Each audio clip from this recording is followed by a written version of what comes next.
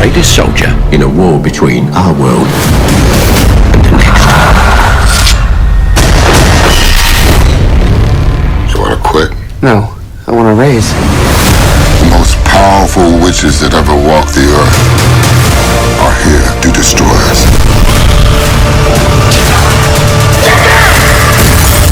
Yeah, you're not qualified for what happens next.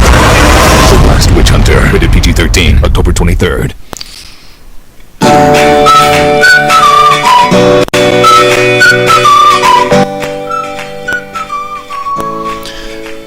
Okay. Dun dun dun dun dun dun dun dun dun dun dun dun dun dun. 1, 2, 3, 4. Okay, the music is courtesy of CBGP. It is a free public domain. You hear that, YouTube? Free public domain music. YouTube audio library songs. So knock it off.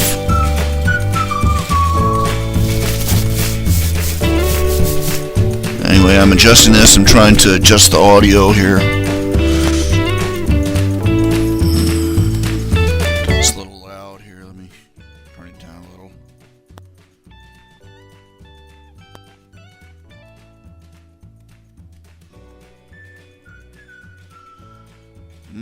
Bacon. Num num num.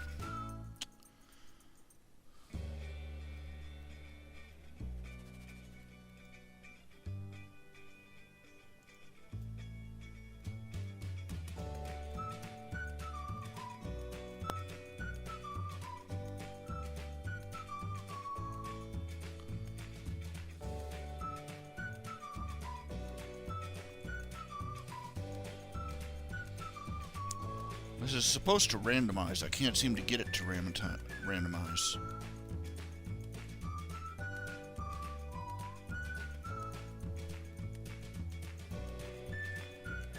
Testing, 1, 2, 3. Testing, 1, 2, 3.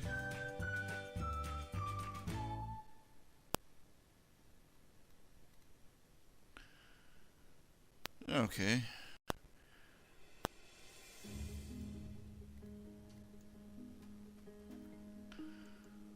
This has like 400 little songs on it, so I don't know how long that's going to be, so.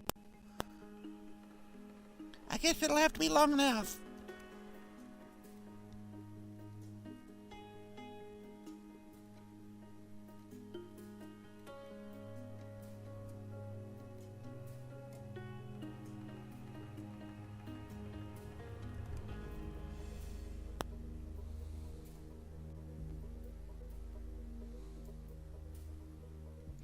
Hello, Daniel Meyer. Yes, we got 2 people in here. Yes, glad to see. Yeah, sorry about that, guys. I fell asleep at the desk this time. Woke up and like, oh, it's 6:30. Ah, crap. Just the usual. Okay, I've got a little music playing in the background. Tell me if it's too loud. Tell me if it's too soft. Tell me if tell me if the audio levels are okay. I can't tell.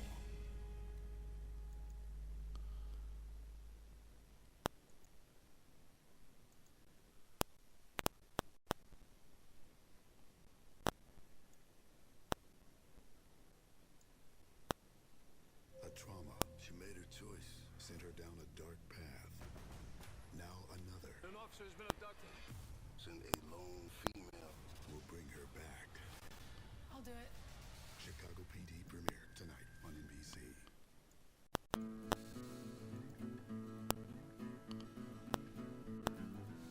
Yeah.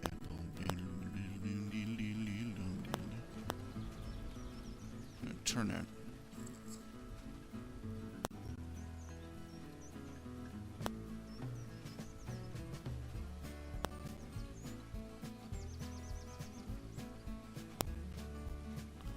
Okay, that's fairly good. Okay, we'll go with that then. Now I'm debating on whether to keep the rain going in the background or not. Get the rainy effects. Yeah. It's tempting for me to sit here and just listen to this.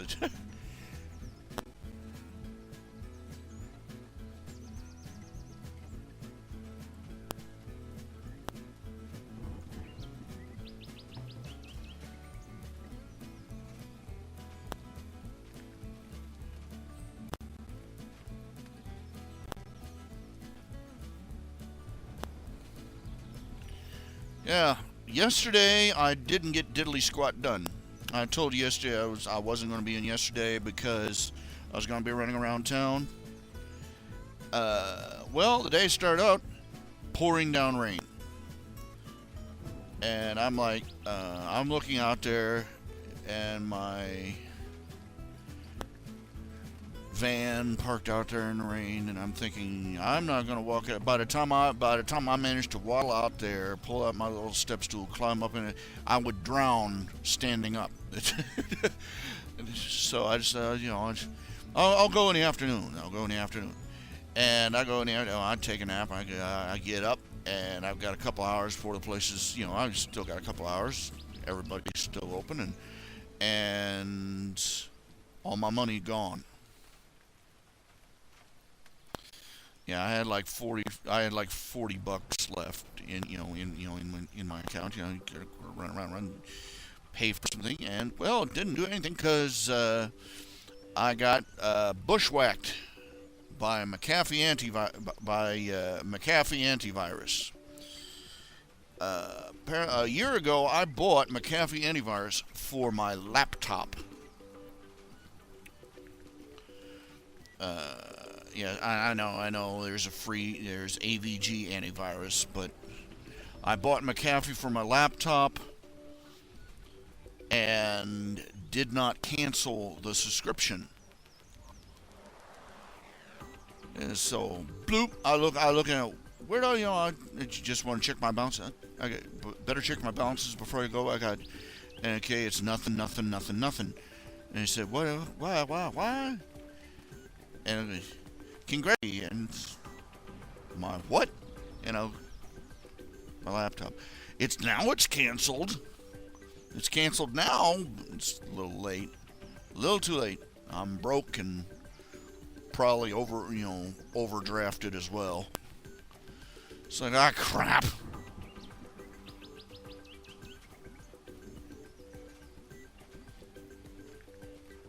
Because when they pull money out of my when they overdraw on my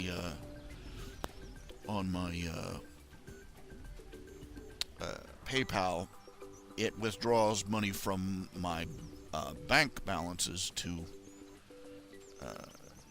pay that up. So I'm it's crap.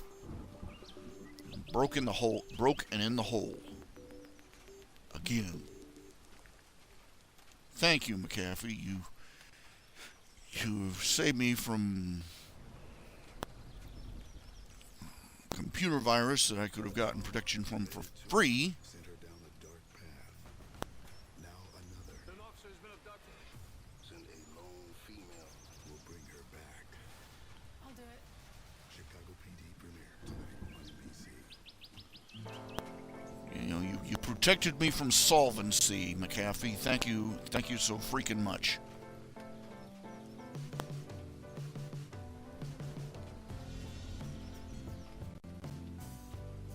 Now I could have swore I turned off that rain.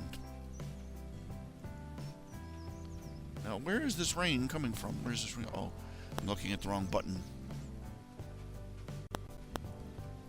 No, I didn't turn off the rain. Let's turn off the rain. There we go.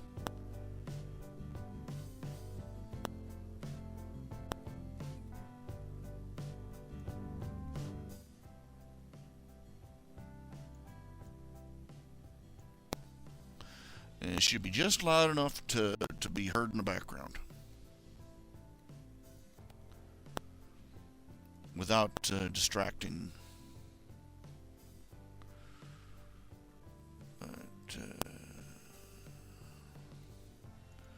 Oh crap! Another more spin-offs of Would Have Mattered. They're looking like idiots now. They really are.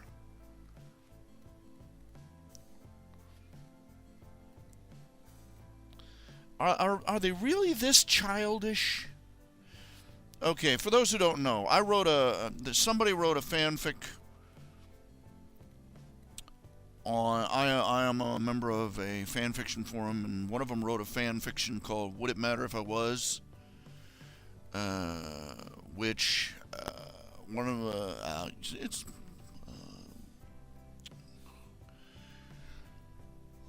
Excuse me. I wrote a alternative version entitled "Yes, It Matters." The first one is a premise that one of the main six. It's My Little Pony fan fiction. Please, just if you can't cope with that, tough cookies. Anyway, one of the main six, Fluttershy, reveals. She in Would It Matter If I Was? Fluttershy it's right after the Changeling invasion, and basically Fluttershy asks Twilight Sparkle, if I was a changeling, would it matter? And it's basically the typical guilt-tripping, very thinly veiled slam on all us crazy paranoids who believe in like national security and things like that. And you can reference anything you want. You can reference several different situations that could be that this thing could be an analogy for the so-called Red Scare of the 50s,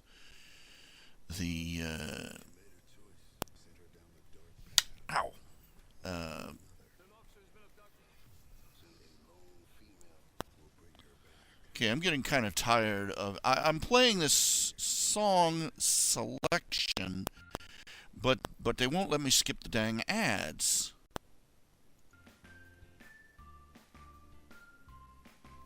It's aggravating. Anyway, there's a lot of things this could be an analogy for. It could be a reference to the Japanese internment during World War II. We could discuss that. It could be it can be used as a reference to the Red Scare of the 1950s. We can discuss that. The so-called Red Scare of the 1950s. It can also be a reference to our current military crisis, which is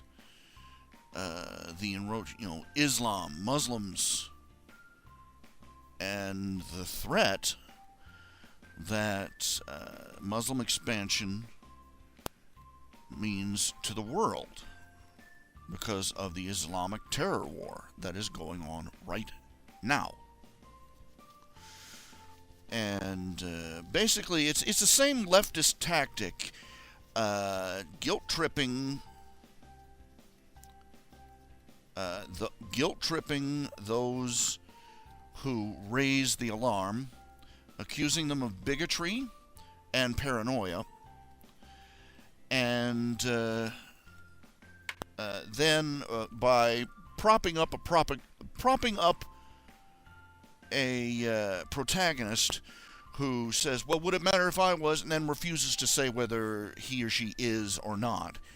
And she proves that everybody is a bigoted, paranoid lunatic because, they start getting alarmed. Is she or isn't she? Look, this is an old, tired game. The liberals do it every time. The liberals have done it over and over and over again every time America has been in danger. There's another thing you'd be referenced to is the illegal immigrant problem. Would it matter if I was an illegal immigrant? They pull this crap every time. I've seen variations of it for every point. Every time America is threatened by an outside force. there will be some bleeding heart there to call you a bigot and a paranoid delusional for raising the alarm. And so I wrote a counter version of the story called Yes, It Matters, where instead of standing there going hammer, hammer, hammer, hammer, and holding the idiot ball like she's expected to, Twilight Sparkle answers her and points out, yes, it would matter. Yes, it would matter if you revealed right now that you were changing. It would matter. It's stupid and childish to say that it would not.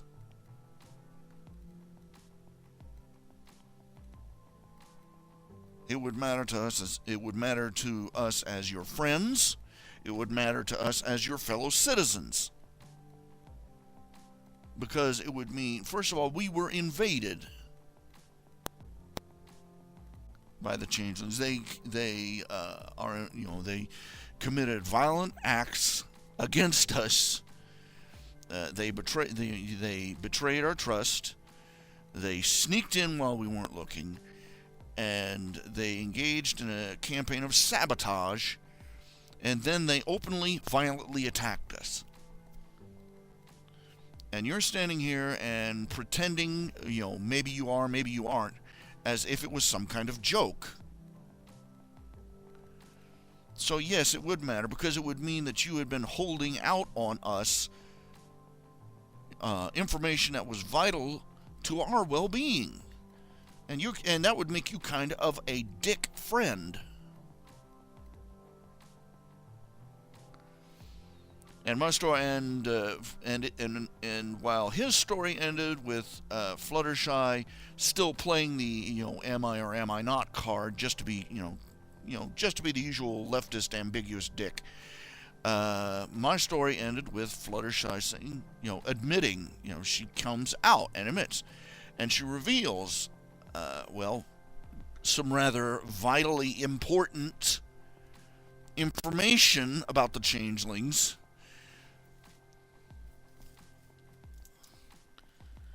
That would make a vast amount of difference in the future. And surprise, surprise, this story got blocked. This story was not posted. It was not allowed to post. I went through the usual work and roll. Put the file in there, hit the little submit button, and usually it's almost automatic. Within an hour or two, it's up.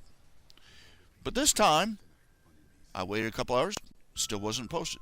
Waited a couple more hours, still wasn't posted. Waited 24 hours, come back, it's been rejected. First, the mod that rejected it accused me. He basically said I was bordering on plagiarism. He just told me to my face I was a plagiarist. And then, when that didn't fly, he fell down on the vague, it's unoriginal argument, which was a bald-faced lie. Just to press the point, I said, no, this is rubbish. And I went and I tried to talk to the other mods. The other mods are in lockstep with this, on this.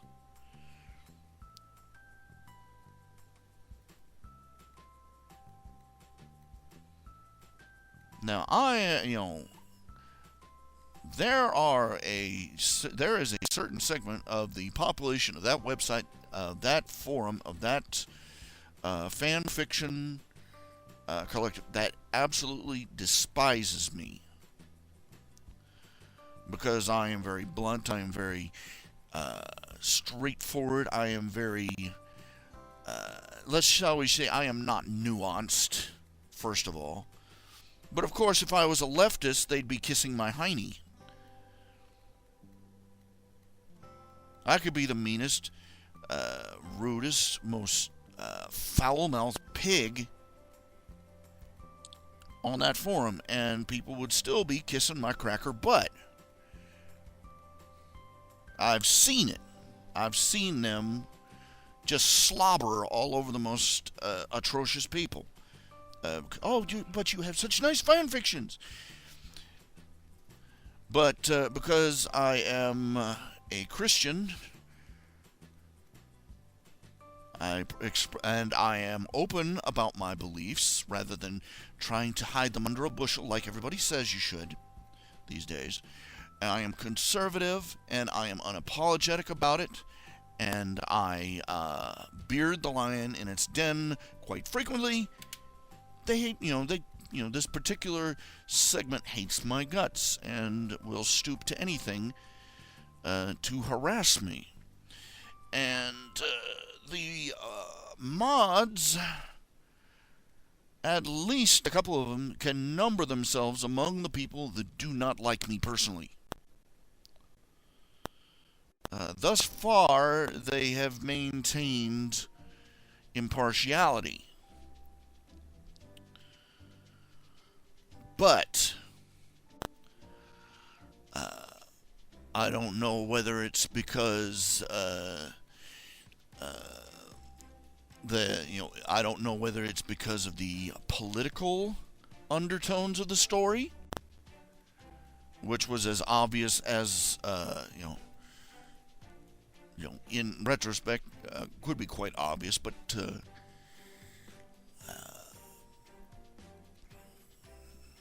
or because of just personal spite, or because one of the mods didn't get their morning coffee that day. They have blocked it. And because I complained, they are lockstepping on it and refusing to consider it. I posted the other people, and pretty much everybody in the forums that has read it, even people who don't personally like me, even people who are virulently opposed to my politics and my beliefs, are saying this is nonsense. Why are you blocking this? Why aren't you letting this get posted? And now, in the meanwhile,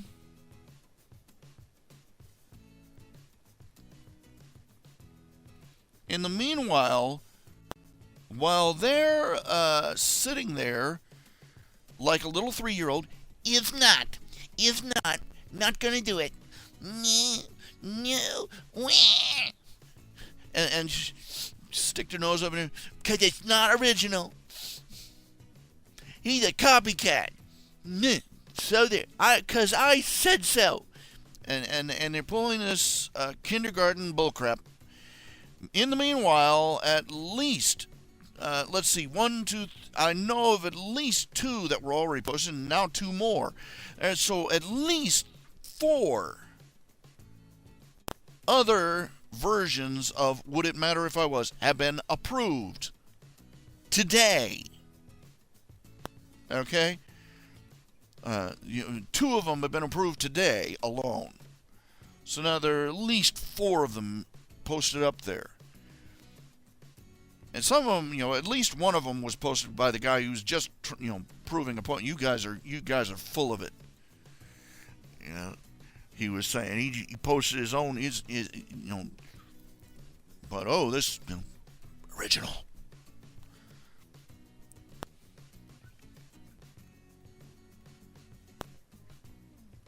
They can't plead quality because I'm a damn good writer. Pardon my language. I really shouldn't. I need to watch my language. I have gotten in a terrible habit. Sitting here alone in the dark by yourself, talking into nothing but a microphone, will rapidly degrade your personal sensors. And so, as a Christian, I do apologize for that. I should be setting a better example. And that's just one way I should be setting a better example as a Christian. But I am a darn good writer.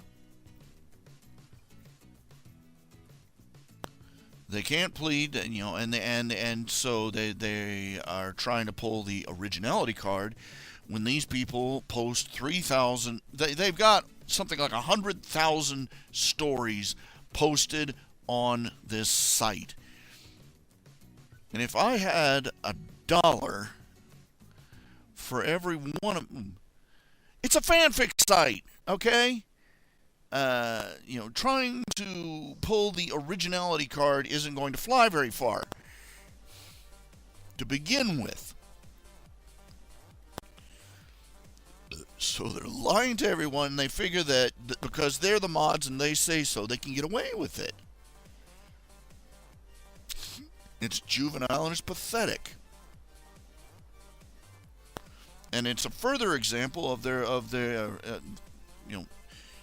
look, any forum, eventually, sooner or later, you get people that gravitate, no matter how well it starts out, eventually you get people that gravitate towards positions of authority in places like this that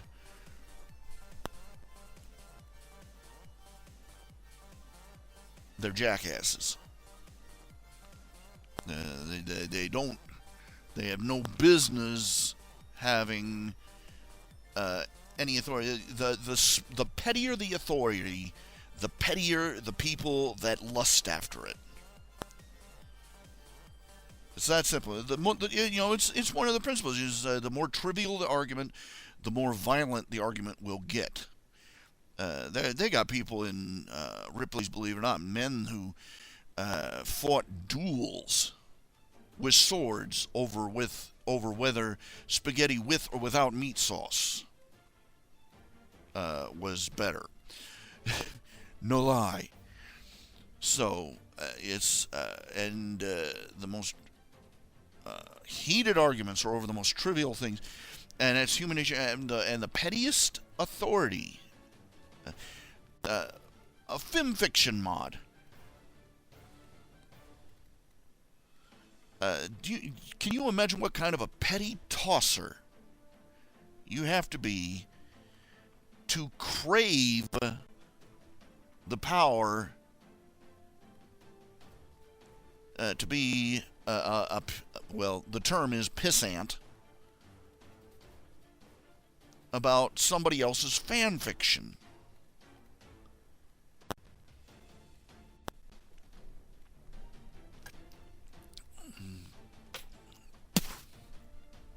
It's going to eventually attract people whose egos are small enough to fit in the role. Small and petty enough.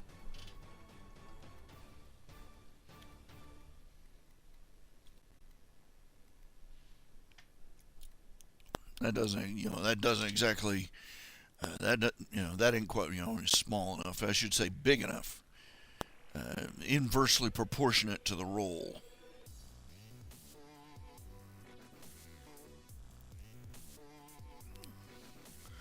Okay, Jamie Oliver's channel. The vegans are trolling. I don't know who Jamie Oliver is.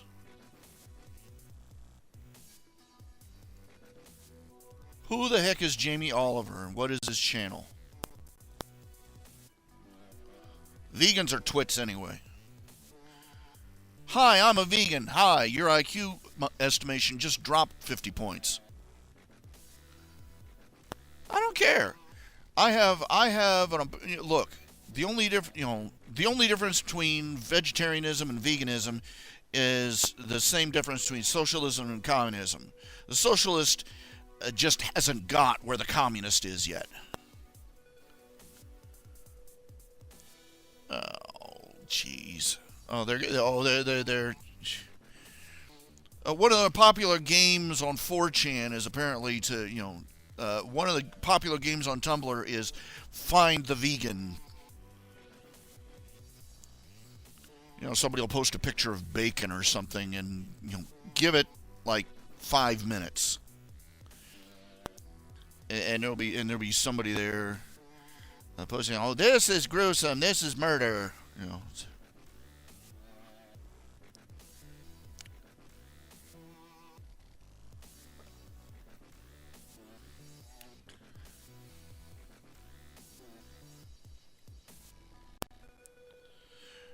People, you can ask me, why does it matter so much? Why does it matter so much what other people eat? Well, you got to ask, why does it matter so much to them? Look, health nuts I can deal with. Health nuts are people, because they at least have some common sense on their side. All these people, processed sugar and the eating all the starches and you got to eat less of this and more of that and jog and body fat index and all this other stuff. The health nuts. That's kind. Vegetarians are not health nuts. They're just nuts. Why am I saying vegetarian? Oh, the vegetarians aren't like the vegans. Bull, they're not.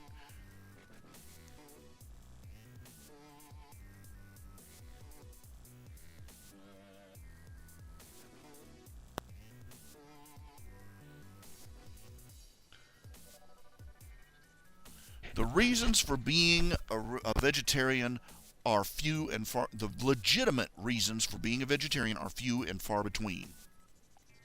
All right? Few and far between, almost non-existent. People with exotic, personal, physical conditions that make it difficult for them to digest meat. That's it. That and people who can't get meat. Those are the only two people who have an excuse for being a vegetarian. And one of those two groups would remedy that situation in a heartbeat if they could get off whatever desert island they're stranded on. Oh, I'm a vegetarian. I eat little fish. No, you're not a vegetarian. And why are you only eating fish? Oh, well, it's healthy. Bull. You saw Bambi's mama get shot, and now you can't deal with it. Deal with it. Eat a steak.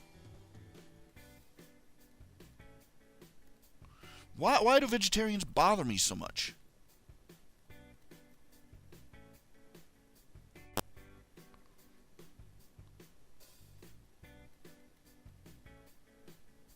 Probably because it's moral sanctimony. It's moral sanctimony posing as dietary advice.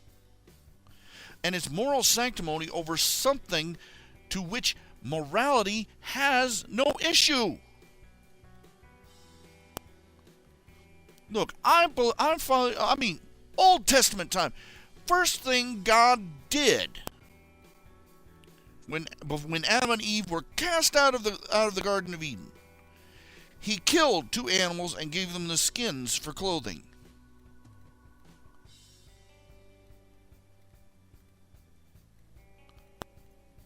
The vegans and the vegetarians can take that. Oh, but Jesus loves the little whammies and the little does and the little animals too. Stuff it in a pipe and smoke it. Okay. Literally, He killed two animals, gave them the skins for clothing because the leaves were wearing. They die of exposure in the fallen world. It wasn't enough, and He had and right from the beginning they were making sacrifices. They were eating the animals too. They were making burnt offerings.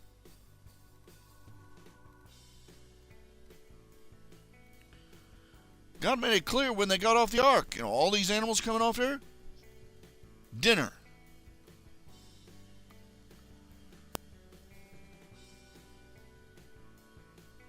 The Hebrew dietary laws came about later because of certain specific necessities.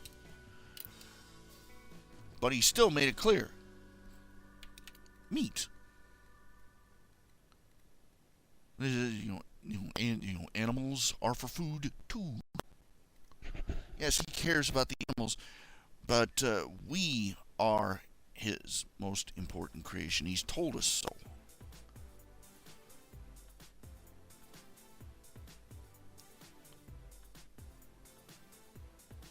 We care about animals because we are the natural-made custodians of this world.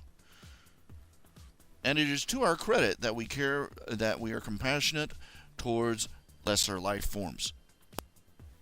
but we are also omnivores. And we need meat to be fully healthy. Vegetarianism, veganism especially, but vegetarianism is a luxury item, all right? It is a luxury lifestyle of Western civilization. A good, 3/4 or more of the world's population, cannot afford to skip an entire food group.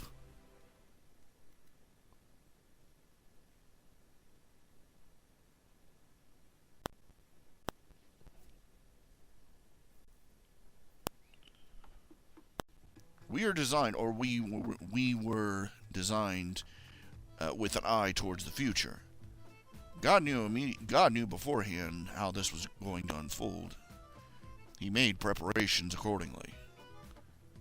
That we were going to be out in the world where once we left Eden, we were going to be omnivores. We were going to have to eat meat to survive. Oh, well, we're not in a survivalist situation anymore. Yeah, well, shut up.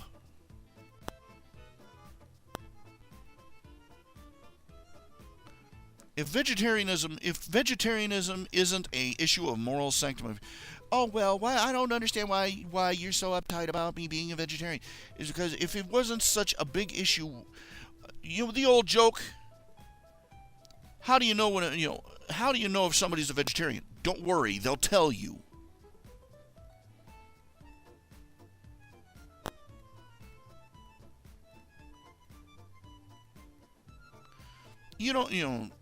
I don't know too many people who don't like the taste of meat, who seriously do not. I've known a couple of people that, try and pull that number on it, but you sneak a burger up on them, it's...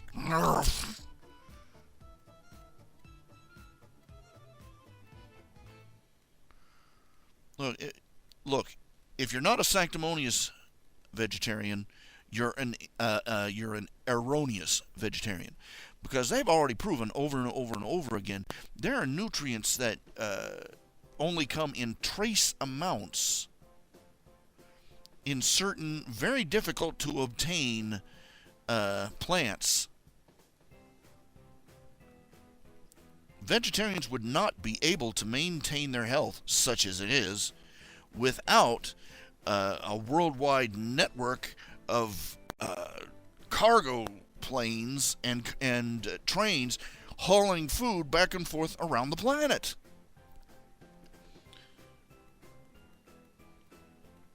And as it is, they have to struggle constantly to make sure that they get in the right nutrients. Oh, I live a natural lifestyle. I'm a vegetarian. You got a big old bottle of vitamins sitting on his counter, and soy products lined up around the. Yeah. You're natural. Has God ever intended for a bean to be turned into that? But no. Soybean, all the protein sources in the vegetable kingdom, they do not have certain things that can only be found in meat. But these are full of protein. Soy is full of protein. Yeah, well, so is snake venom. Snake venom's a protein. Big deal. Just because it's a protein doesn't mean it's what you need.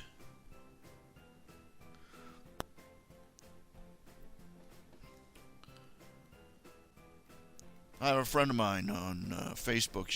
She went full vegetarian for a while, and she was trying to lose weight, among other things, and bring her blood sugar back in balance.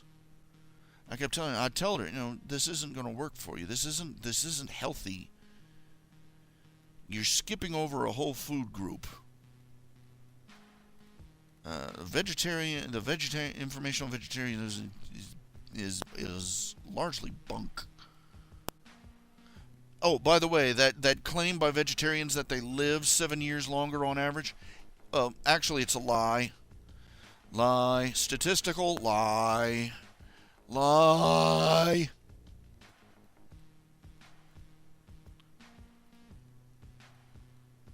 Typical song and dance number that they did with the numbers.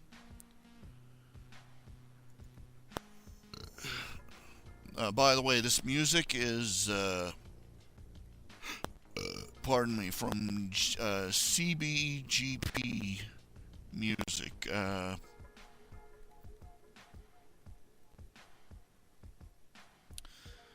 It is their playlist, YouTube Audio Library Songs, free public domain. So hear that, whoever is supposed to be free public domain. If they block this video, I am going to throw a hissy fit. I've had these idiots block videos because they had wind chimes in the background. Wind chimes. Anyway, she finally, this friend of mine, she was, oh, I'm losing so much weight. I'm losing a little weight. I'm losing pounds. I'm losing, like, I lost 5 pounds last week. Yeah, you're losing weight. People who are malnourished do that. Weight loss is not the beginning and end of health measurement. In fact, it's dangerous to measure your health by your weight loss alone, or even primarily. Sometimes rapid weight loss is a warning sign.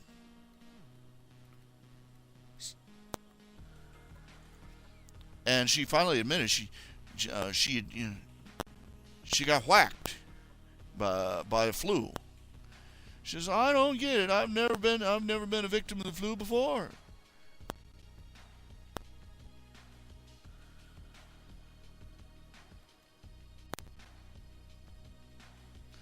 I've never had the flu before, and I've got my flu shots and I've done everything else.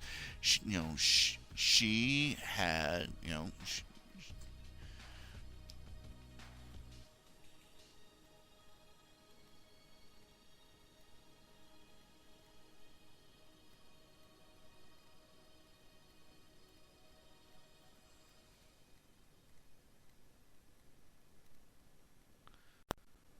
there you have, she'd gone on this vegetarian diet, supposedly had everything that she needed, right? And her immune system fizzled.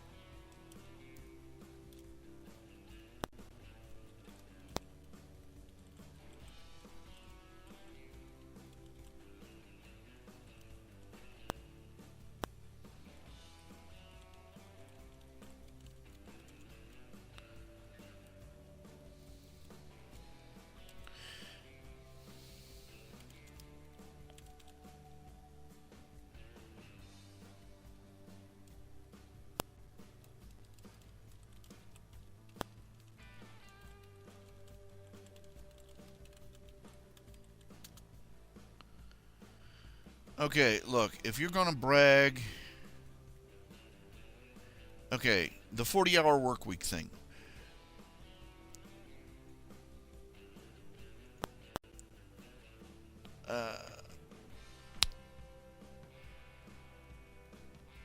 everybody acts like there are people out there who brag about, I had a 60. I remember a day when I had 60-hour work weeks, and there are other people who go, oh, if you work less than 40 hours, you're a part-time slob. You're a lazy bum.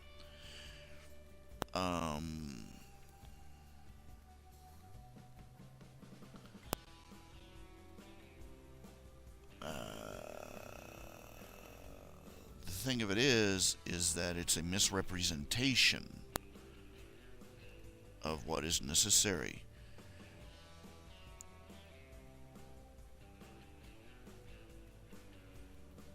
Now look, instead of calling them work hours, call them anything else.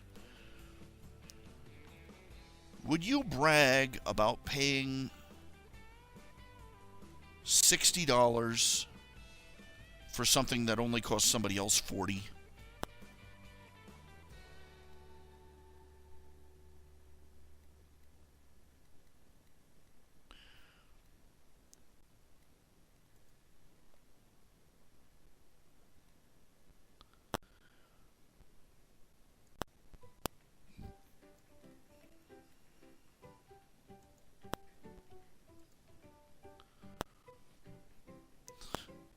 Yeah. These corporate executives, I'm sorry, a 40-hour work week, I'm sorry, a 60-hour work week sitting in an air-conditioned office having office meetings versus 20 or 30 hours standing over a blazing hot fryer. Not exactly. Well, what I was getting at is that bragging about working 60 hours a week is basically bragging about over investing your time in a product. Think of the paycheck as a product which you pay for with your work hours.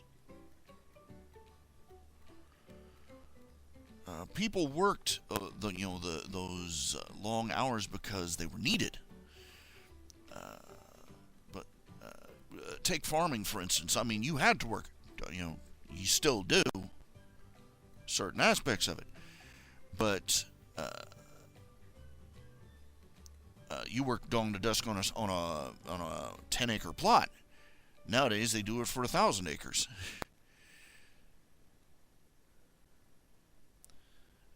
And as automation, I am getting so tired of these ads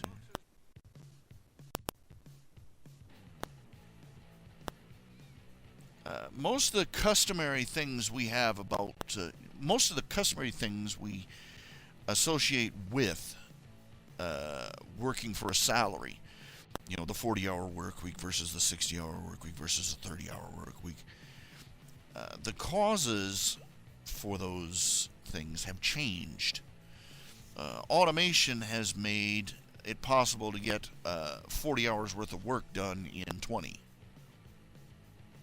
Just for starters.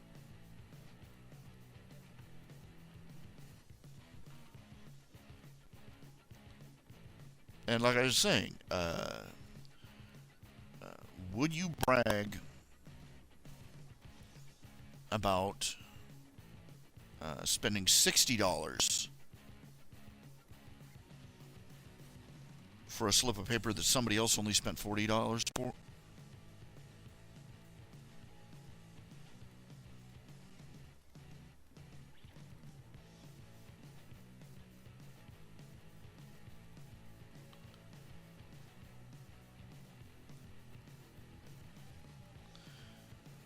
Now, let's not discredit the fact that somebody who's working in the higher up echelons, who's working in those air-conditioned offices, they're busting up, they're doing that the fry guy couldn't. Keeping that corporate engine humming.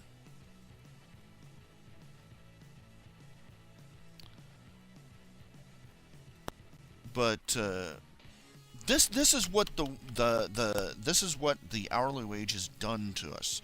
This is what minimum wage has done to us. It's put one of the keystones of communism, of Marxism, is the misunderstanding of wealth.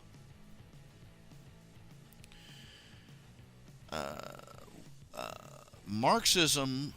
Now, look, capitalism is the awareness that nothing is worth anything more than what somebody will pay for it.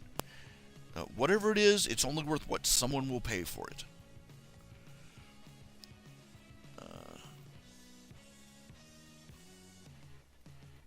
That is the keystone of all open market exchange. But Marxism works on the labor theory of value. Namely, Marx believed that the work you put into something is what gives it its value.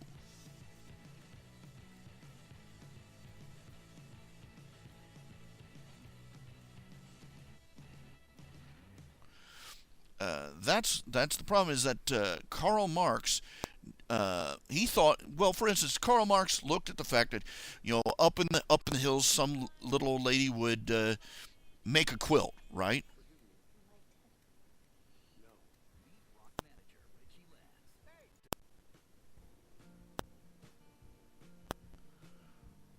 Some little old lady, she'd make a quilt up in the Ozarks, and she'd sell it for like $10.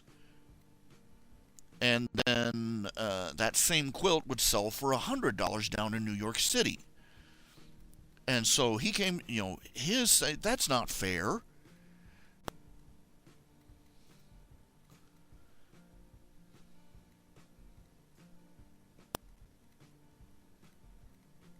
No, labor is just another commodity.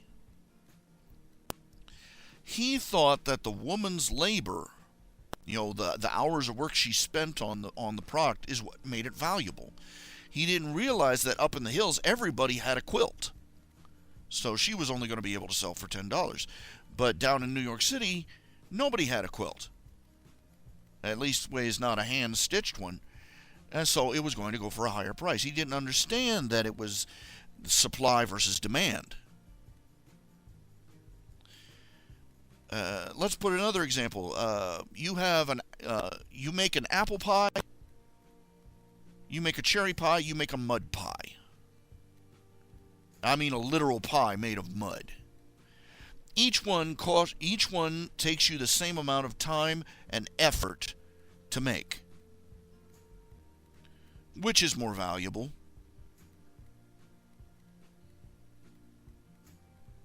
The one that people want.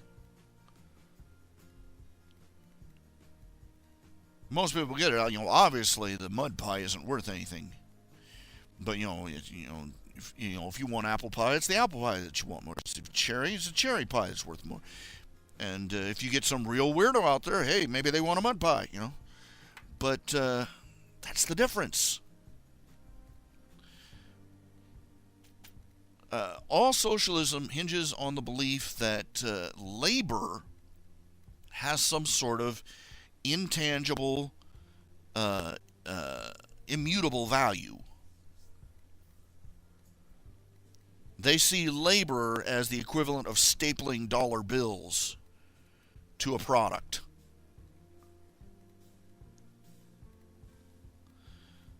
What they don't realize is that labor is just another, an hour's work is just another commodity.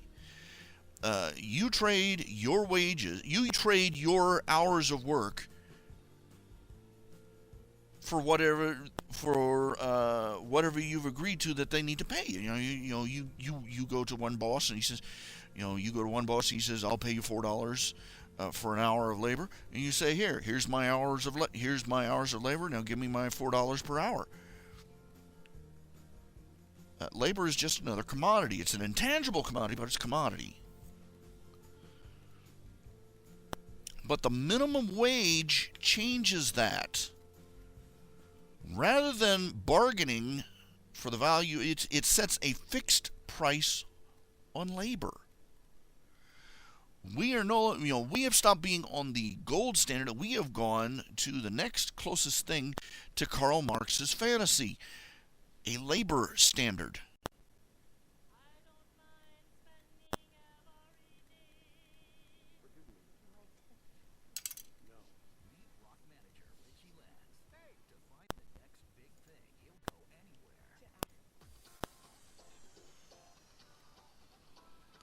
Now, do you get what I'm saying here?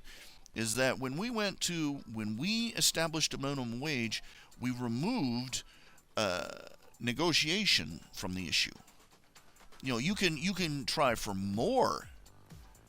You can try and get more for an hour's wage, but you can't pay less.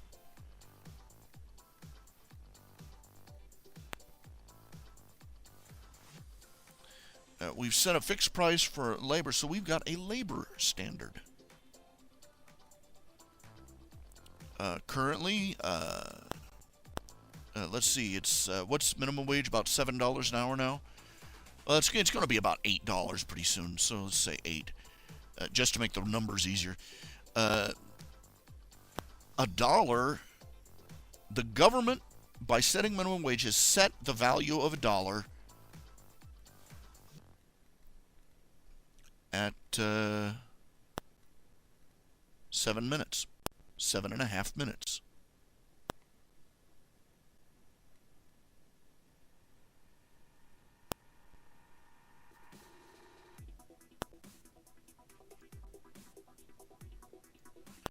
The government has set the price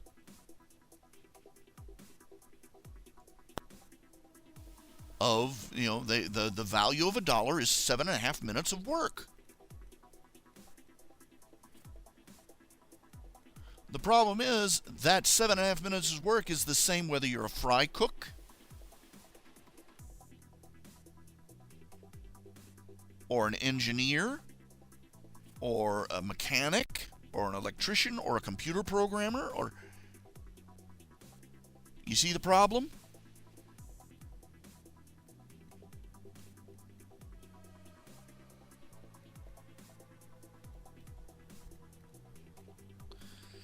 It's halfway there. You know, they haven't set a maximum salary yet. You know, a maximum hourly wage. But it's halfway there, and that's already enough to influence the way people think.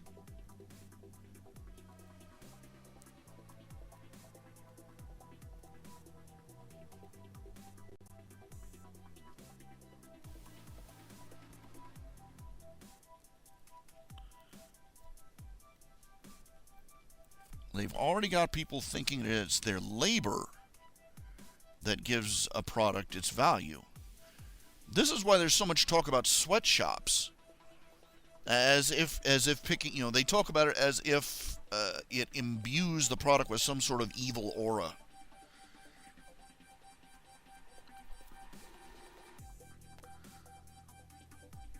Never mind that the people who are working in the so-called sweatshops in these third world countries, are getting better wages than they would get anywhere else in their country.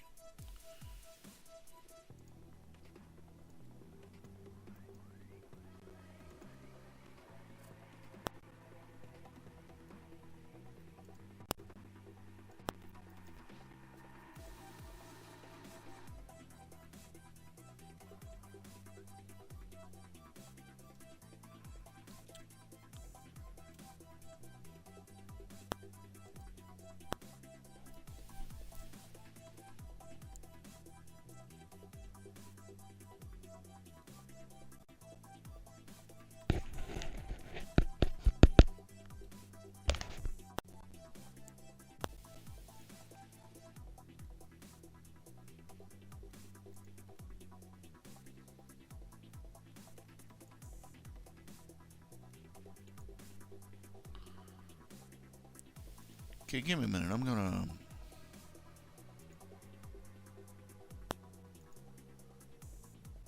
gonna put some of my work. Let's see.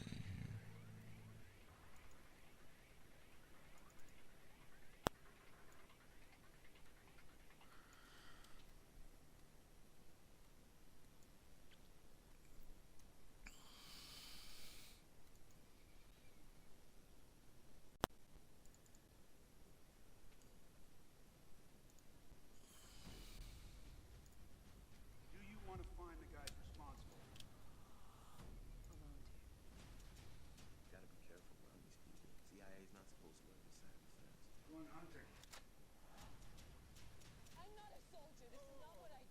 It's the future, Kate.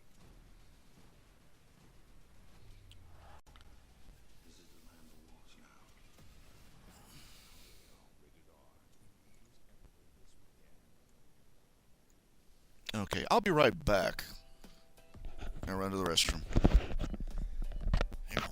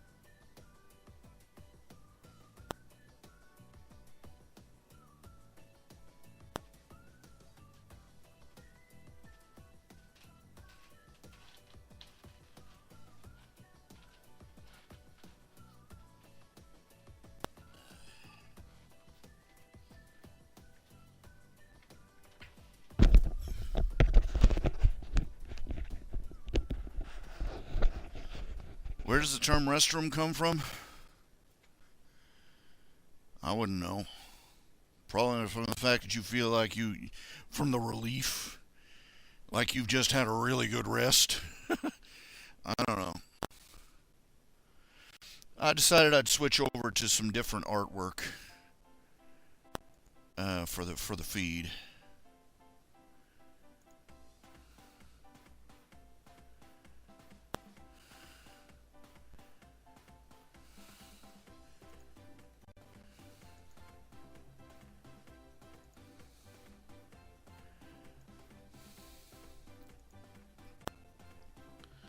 These are some really old drawings, some of this.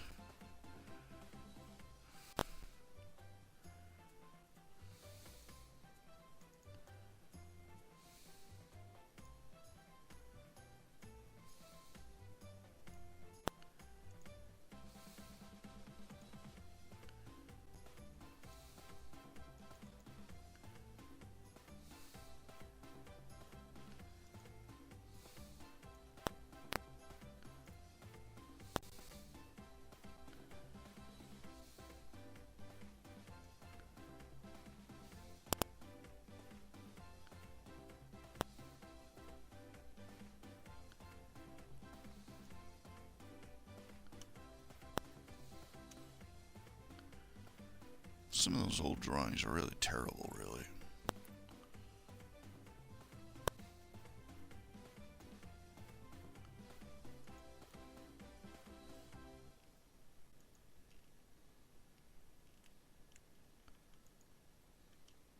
Yeah. Darn it.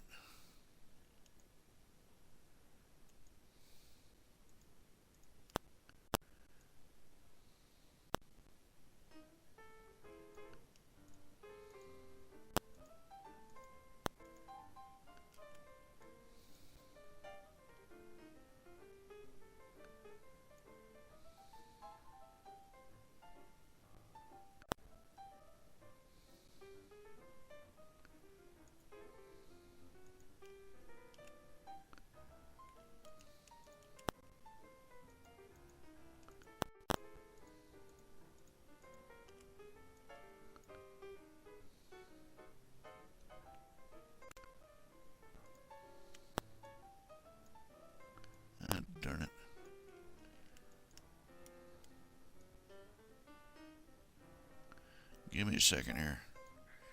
Sort of wrestling with the computer here. It doesn't want to select the pictures. Stupid thing.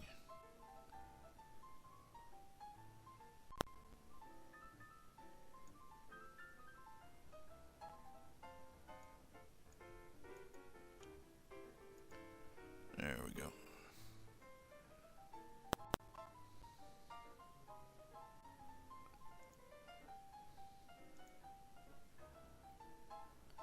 There, it's working.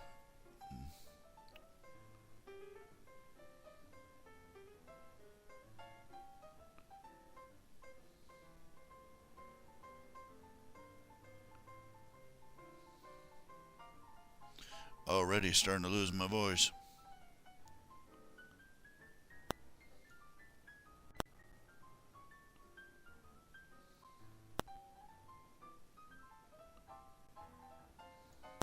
Who knows? Don't really care, frankly. It's a little bit of trivia I could care less about, you know. But,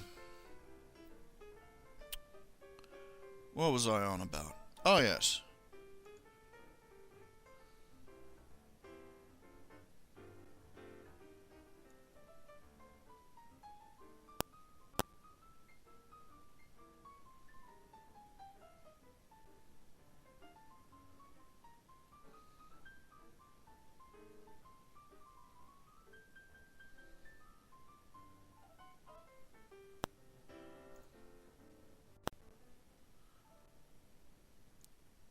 Anyway, the minimum wage. By putting us on a minimum wage,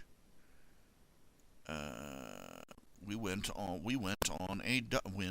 an hourly wage standard. The baseline for our economy has become the bottom rung of our society. The bottom rung has become the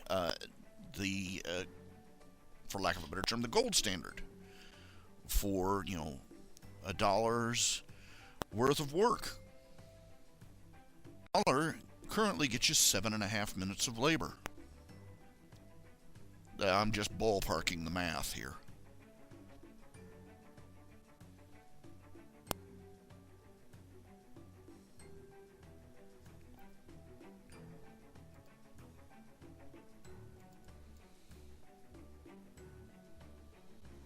Because of that, people have come to think of labor as being this, you know, instead of being open to the idea that everything, you know, that price is a matter of what people are willing to pay.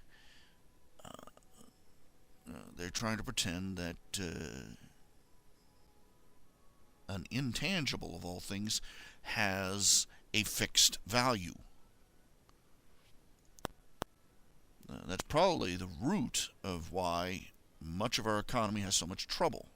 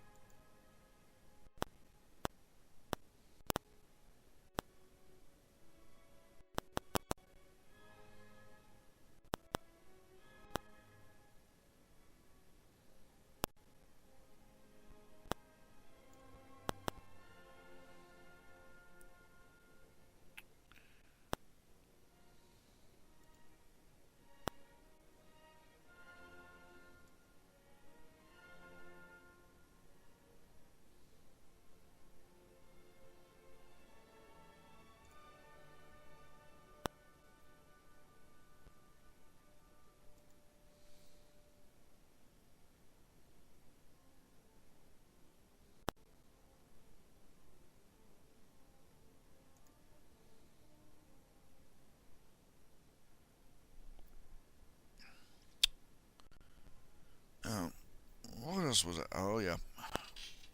I'm trying to pull up the software here, get everything rolling.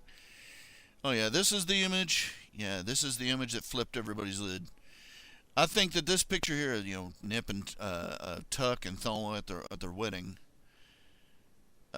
it pulled a close second for flipping people out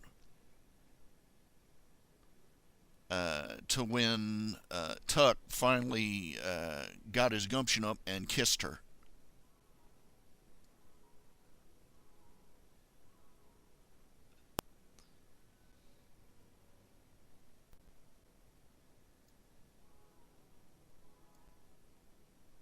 That is a very, very, very old colored pencil drawing I did.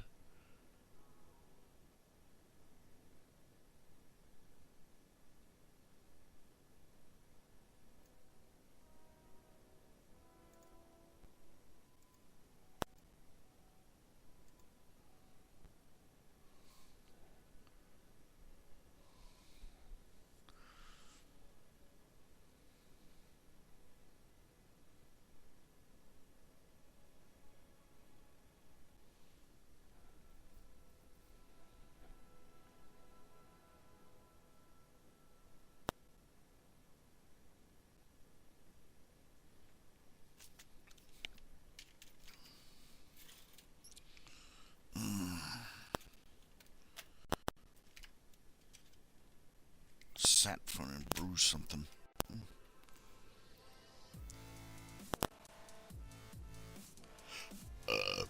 Beg your pardon. Woo!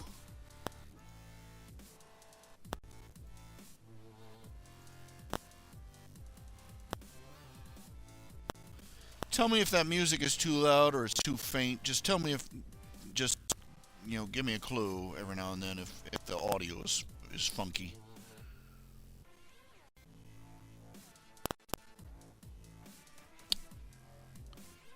What I was saying earlier about the story, they're being petty. They know. Look, like I was saying, you had it's happened in previous series, but the most common ones we know of, the parallels are very important here.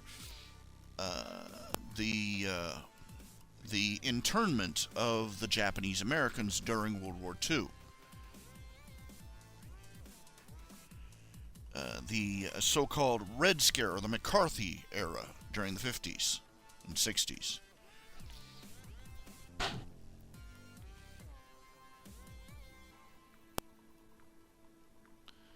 And today, with the Islamic uprising. Make no mistake, we are at war with Islam, not Islamic extremists, not with Islamic radicals, not with Islamic fundamentalists, with Islam, with all Islam.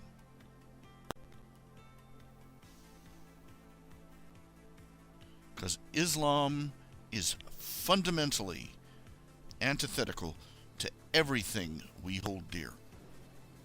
It always has been, and until the day they throw the Quran out, it always will be.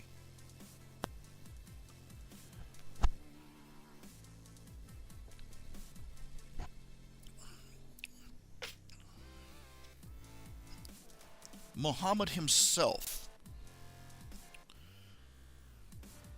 was a murderer, backstabber, a rapist, and a pedophile. And Islamics and Muslims are told that he is the ideal man, that they were to emulate him in all his ways. Enough said, alright? But we going back at this, we look at this. All of these things have in common: the Japanese internment, the Red Scare, the so-called Red Scare. First of all, there was a genuine threat. There is a genuine threat. This is very real.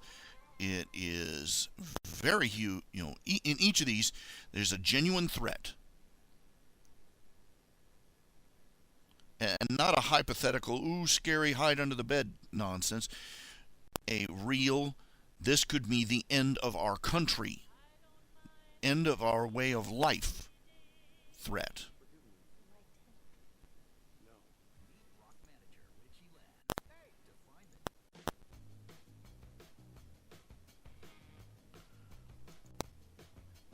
In all three, it's a legitimate threat, and people, as in people, are being killed by it. Oh, and let me remember the fourth one here. I'll keep forgetting that one. The illegal immigrant problem. There's a legitimate threat by a recognizable group, a subset of society, a group of people who are identifiable by their commonly held beliefs, background, whatever you want to call it, nationality. Look, in World War II, people want to people who are sane, people who are rational, want to take efforts to identify this threat and take necessary take measures as necessary to deal with it. And 4, the liberals in society fight that tooth and nail, and they always go out of their way to portray those who make that decision as being bigoted and paranoid.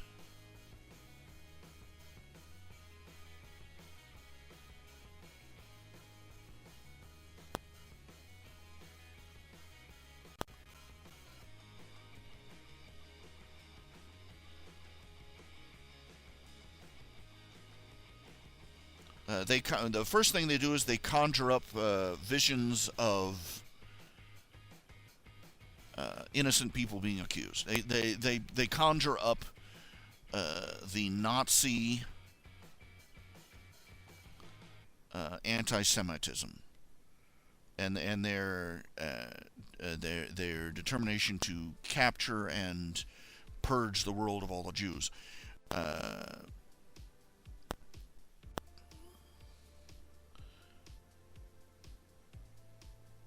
It's an obvious falsehood. It's a bias. It's poisoning the well. The fact that there have been lynchings of innocent men, the fact that innocent men have been falsely accused of murder, does not change the fact that there are murderers. And the fact that Hitler tried to blame all his nation's troubles on the Jewish people. All sorts of crazy paranoid conspiracy theory accusations of what the Jews were supposed to have done, does not change the fact that these situations do arise for real. The existence of conspiracy theorists who are absolute loonies doesn't change the fact that there are actually conspiracies that are taking place, that are a matter of historical record even.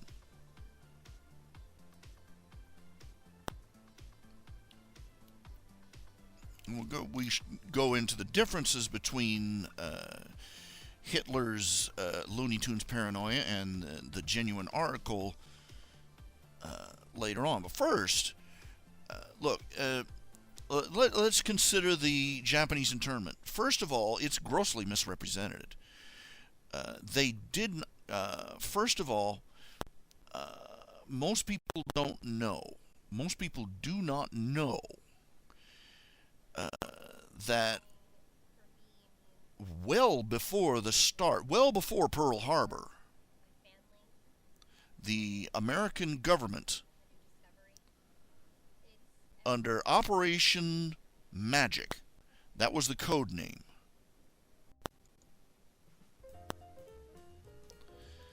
they had determined that they had managed to break the code that the Japanese embassy was using to send out messages and information. And it turned out they discovered that there was a massive network of Japanese spies throughout the West Coast, and not just high-ranking, people working in high-ranking offices and officials and such, but these people, the Japanese, like the Germans, believed in espionage. It means they would have spies at just about every level of society that they were spying on. Everybody from the highest offices in the military, all the way down to the street sweeper and the vegetable vendor on the corner,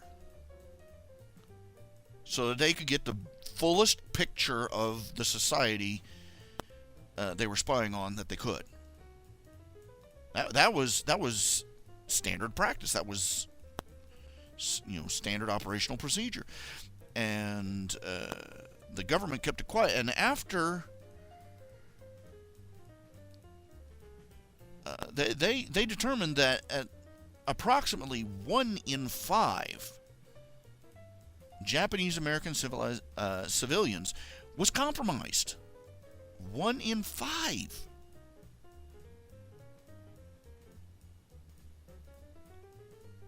As in, they were listed as being in this network by the Japanese themselves.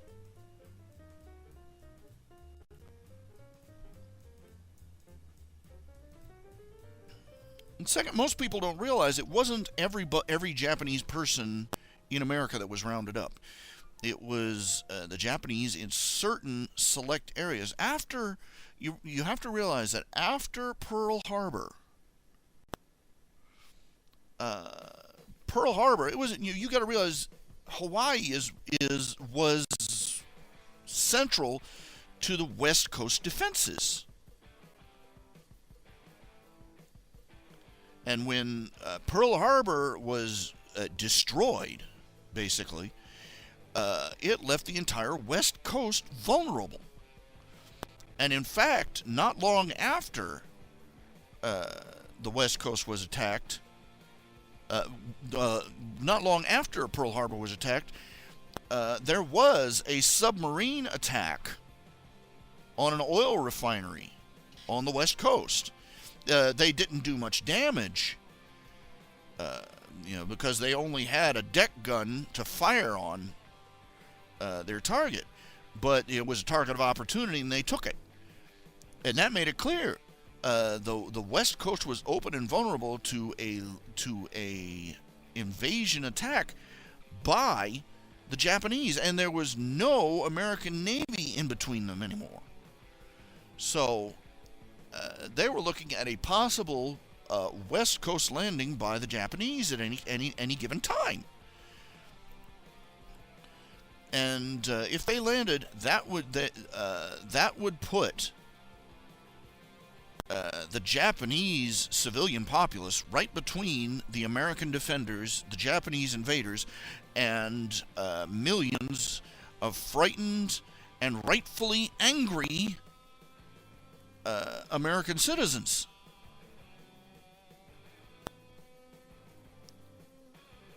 So we're looking at a huge population chunk that was compromised, infiltrated by spies, which could not possibly be winnowed out.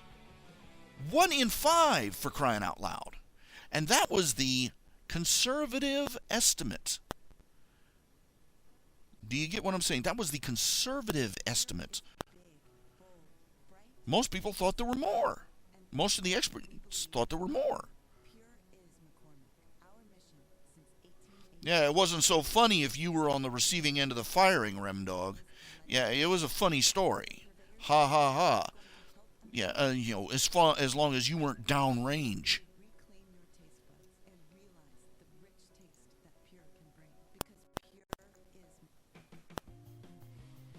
Don't downplay it. People died.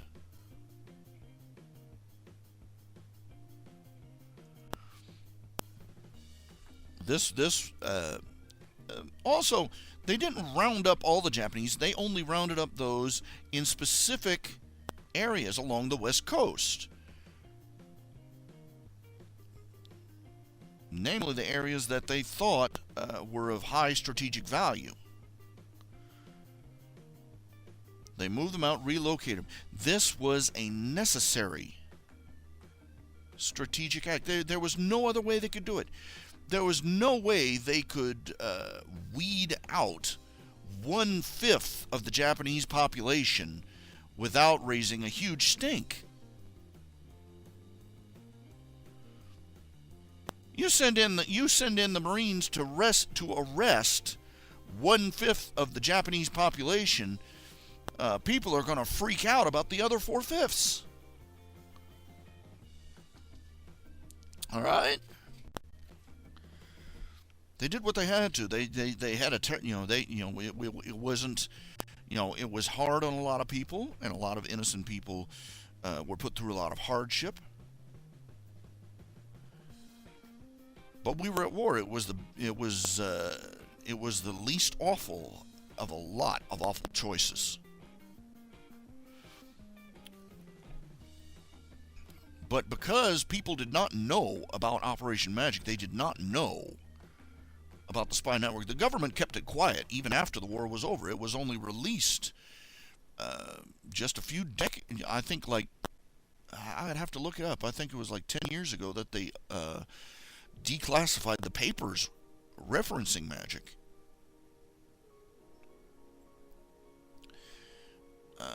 Liberals have been making a stink about it ever since, because nobody knew. Hey, guess what? The Japanese were spies.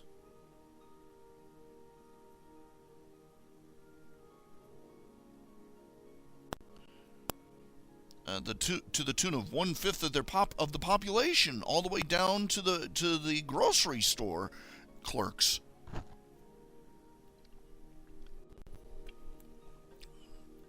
They couldn't quietly round up all the spies. They couldn't be sure of the loyalties of the rest.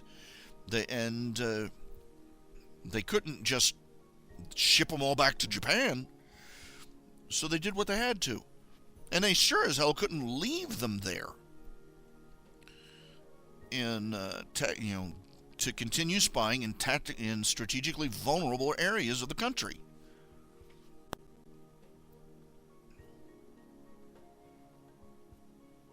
No one died in the Fort Stevens bombardment. I'm pretty sure. I remember reading somebody died, and I read about that. I read about the Fort Stevens bombardment. I don't know, but I recall him saying that somebody did die as a consequence of it.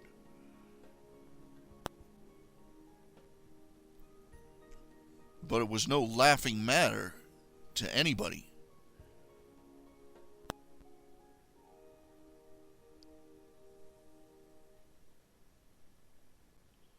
And it frustrates me constantly that people who are decades down the road and thousands of miles away from where it happened anyway, they have no clue.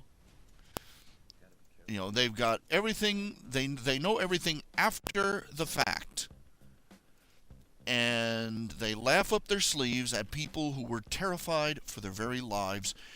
And legitimately so.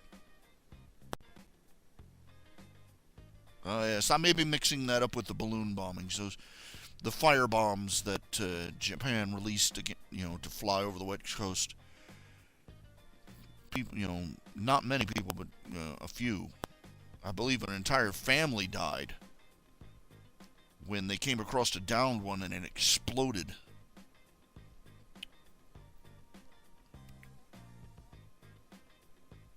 But the point is, the Japanese internment, the relocation and internment, was a legitimate act. It was not motivated by paranoia or bigotry.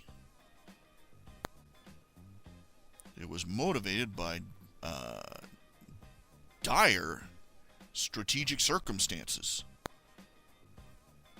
It was motivated by the treason of at least 1/5 of the Japanese population.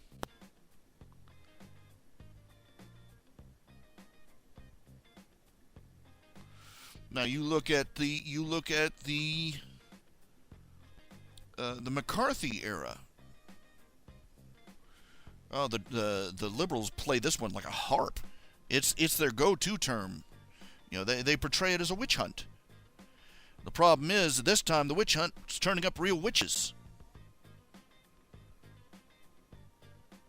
Oh, it wasn't McCarthy conducting the purges of the ranks. He wasn't responsible for the blackballing that went on in the Hollywood community. He had nothing to do with that. He wasn't even on the same coast. The Hollywood elite took that upon themselves, and after the fact they blamed McCarthy. They don't tell you that, do they?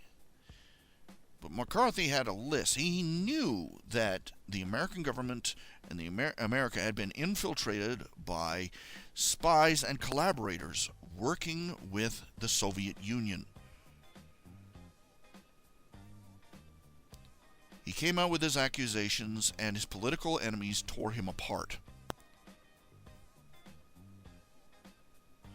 And anybody that raised the question was portrayed as a paranoid bigot.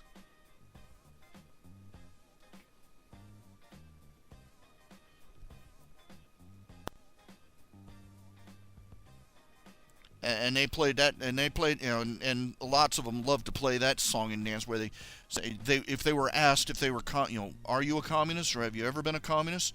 Are you associated with the Communist Party? And they would pull that, I refuse to answer, They would refuse to say.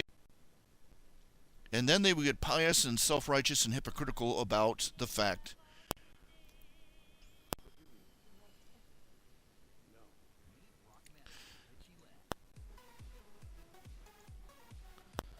I hate to break it to you, but the fact that you refuse to answer the question is evidence in and of itself that you're a sympathizer with them.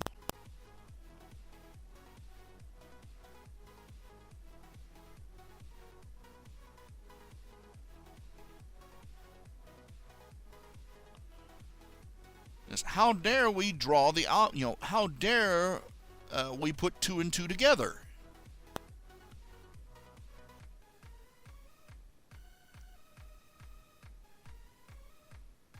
If you were a sympathizer with the communist cause, that was just as bad as if you were a card-carrying communist yourself.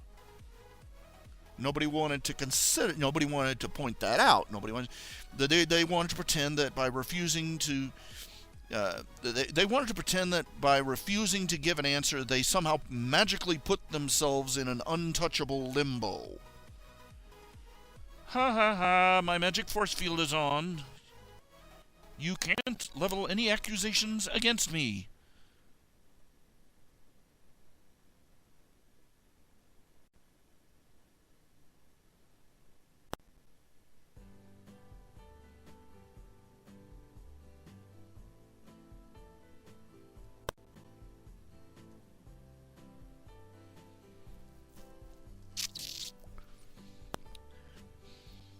And they were playing this game while our country was in peril.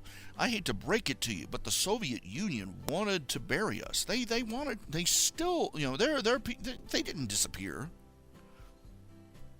The people who were conspiring the downfall of the United States are still running around.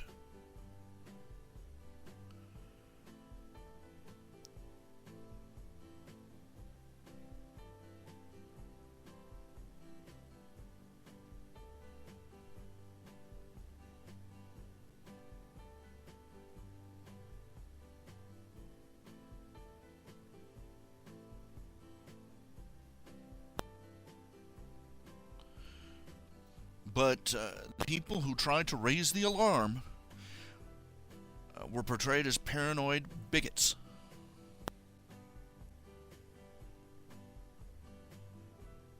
Because they were harassing these poor people who refused to answer a life or death question.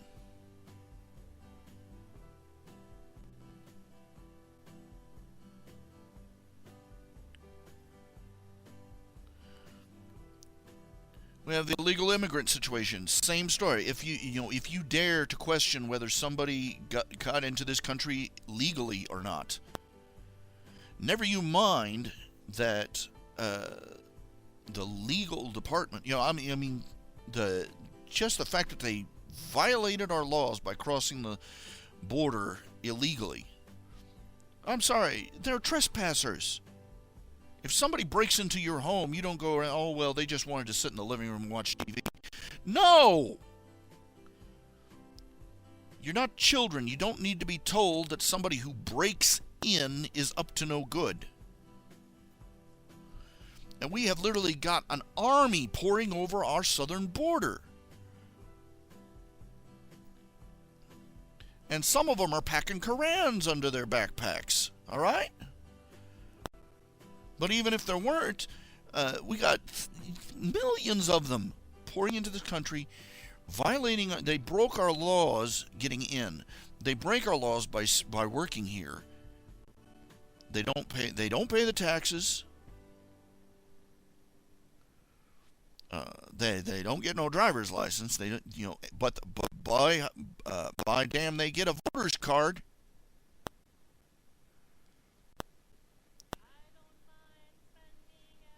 If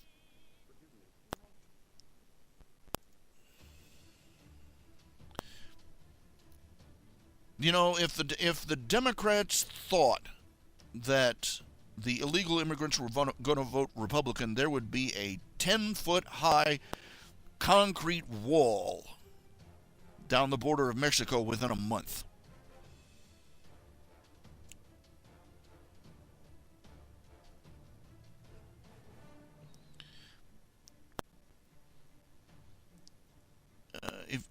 If you point out that gee, we suddenly got a lot of people around here in this neighborhood that are speaking Mexican,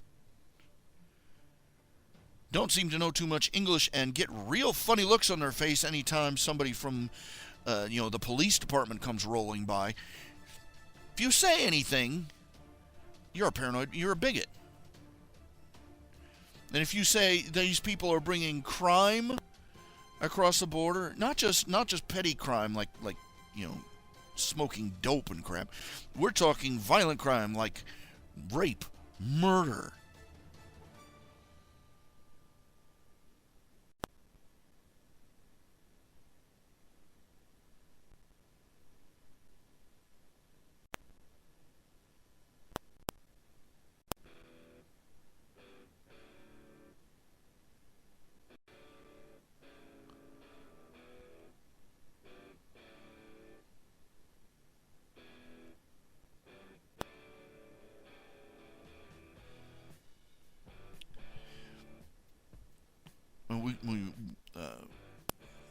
No, it's a mess.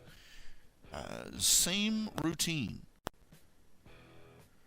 And back in the 80s, and I remember that popular theme was, they'd have a sitcom where one of the ethnic characters would turn, what, you don't have your green card? And everybody was heroically trying to keep them from being deported. We can't even get the government to come down and show up when these people come around without a green card.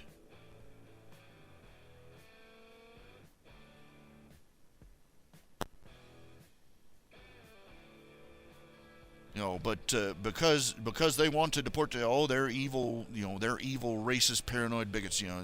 They're throwing out these nice little people who just want to come up, and they just want to have a job, garbage. Same nonsense. And now we've got the Islamic war, where this is the only manhunt. When we were hunting for Osama bin Laden, it was the only manhunt in the world where you were considered a racist bigot if you looked for the suspect among those that carried his description.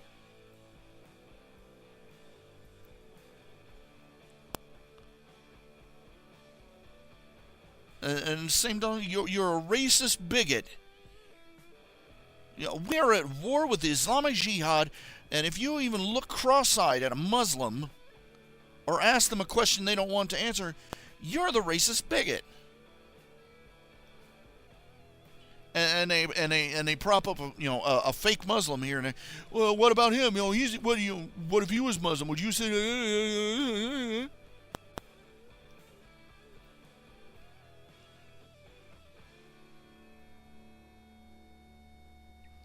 Same song and dance. It's the same thing every time. We will be confronted by a legitimate threat, not just a hypothetical one that has actually killed people in our country. Pure is big, bold, bright, and just better. And that's why we believe One that you can go out and photograph standing on a street corner, and if you dare say anything, they accuse you of bigotry and paranoia. Pure. We're going to help America. We want to help you reclaim your taste buds and realize the rich taste that Pure can bring. Because Pure is McCormick. And Pure This playlist is playing all sorts of commercial. Aggravating.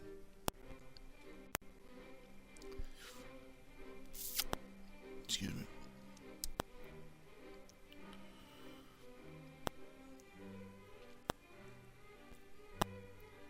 Yes, we do have a right to ask if you are aligned with an enemy of our country. I don't care who the hell you are. And yes, we have a right to draw our own conclusions based on what answer you do or do not give.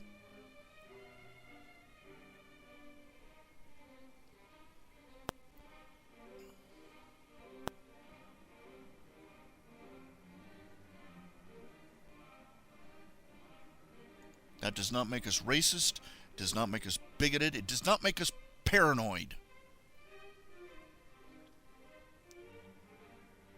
It makes us intelligent human beings who would like not to die in a ball of fire when your peaceful, moderate Muslim starts screaming Allahu Akbar and squeezes the button on his vest.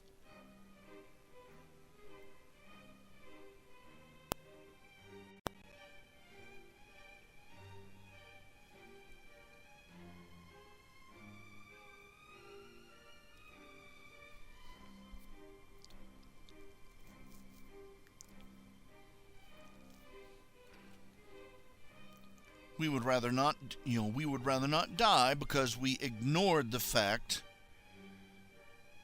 that the janitor Hirohito seems to be accumulating a great number of papers he carries home with him after work every day.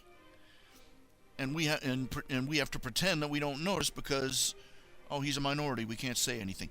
This is bull crap, okay? Just like our grandfathers didn't want to die in a nuclear inferno,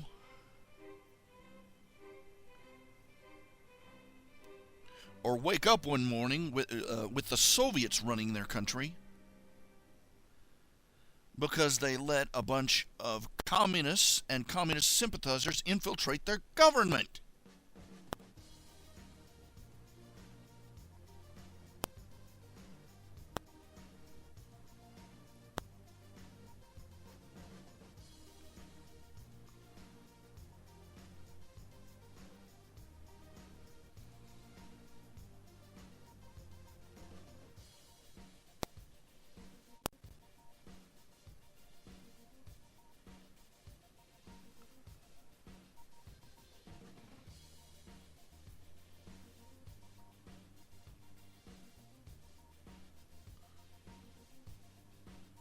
We have a right to ask, and we have a right to judge you for what answer you give.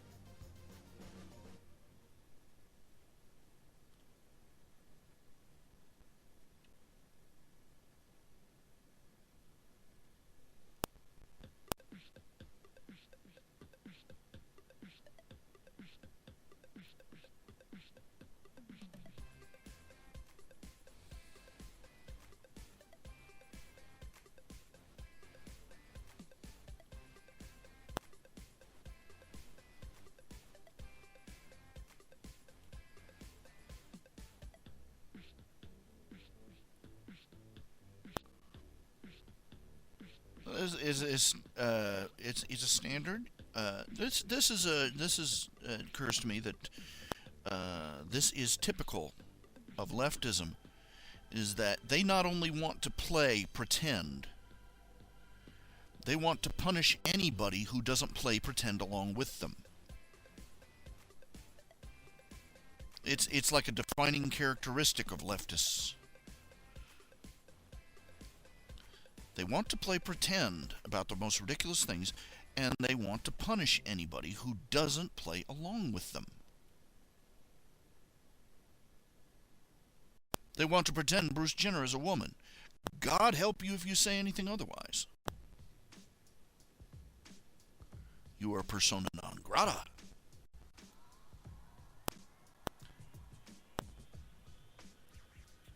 They want to pretend an unborn baby is anything but a baby. And they will go out of their way to destroy your life if you say otherwise.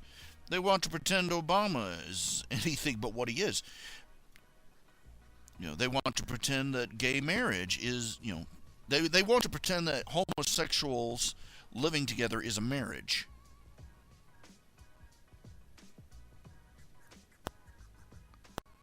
They want to play pretend, and they will punish you if you do not play along.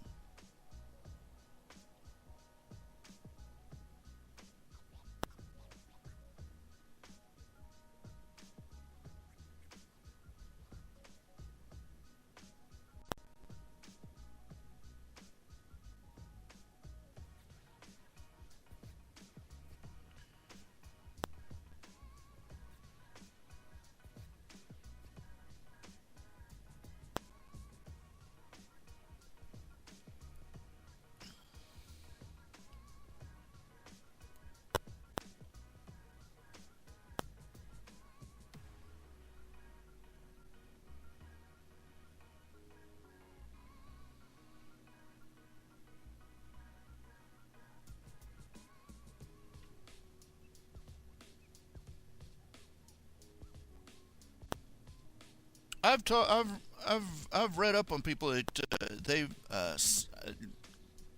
genuine psychologists and psychiatrists, and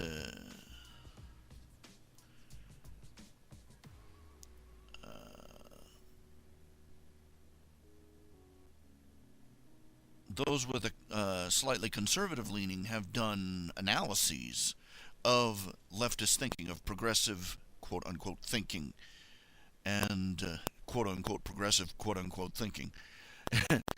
And one diagnosis of malignant narcissism.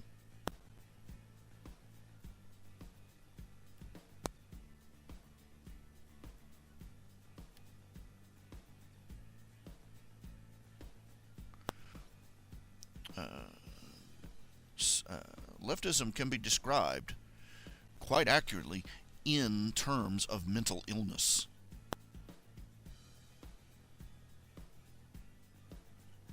There are people that go, "Oh, that's a terrible thing to say." It's also terribly true, isn't it?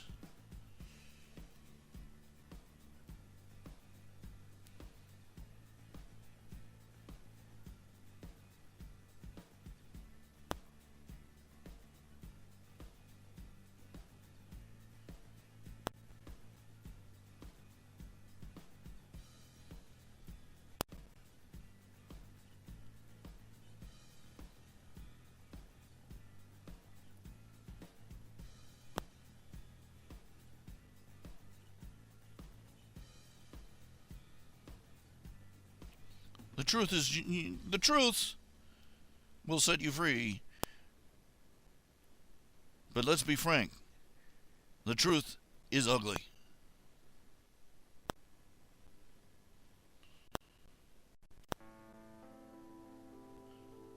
Very rarely is truth a beautiful thing.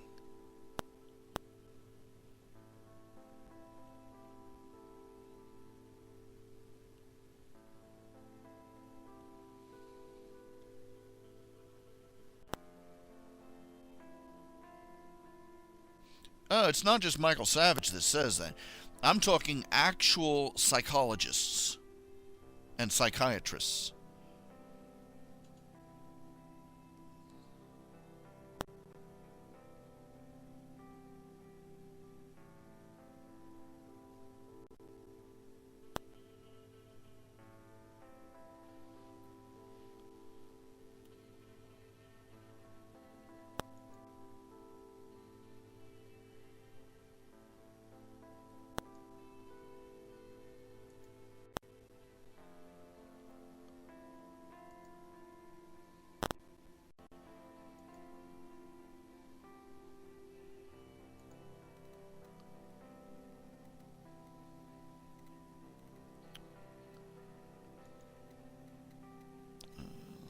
Their antipathy, it's describable in terms of mental illness.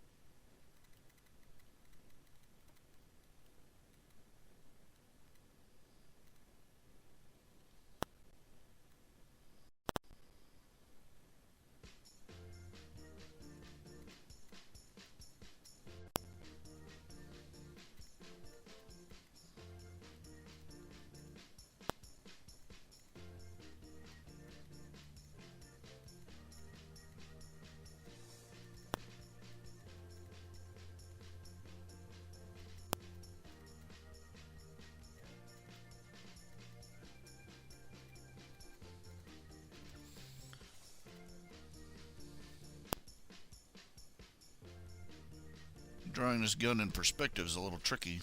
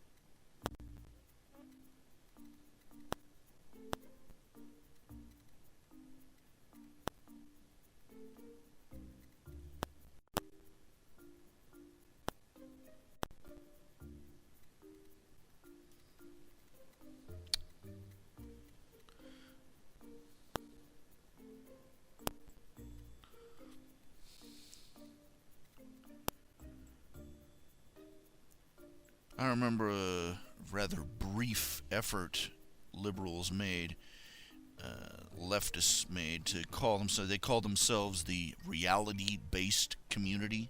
Remember that?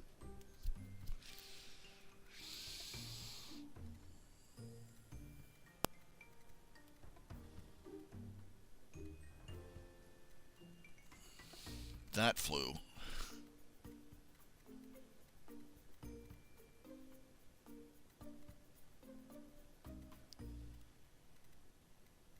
Even they couldn't choke that one down.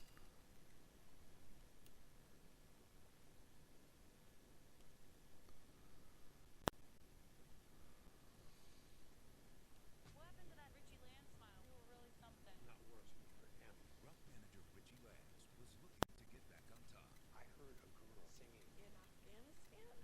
on October 23rd. Hey, She is forbidden to sing. She didn't get the memo. With a little help. We're gonna go get her? Maybe $1,000. I assume you would take a personal jet. I assume you would take a bullet to the foot. You'll get back to what matters. You were the best I ever heard. hello, Hollywood, where you going? I don't like that John Air voice. The Casbah, rated R.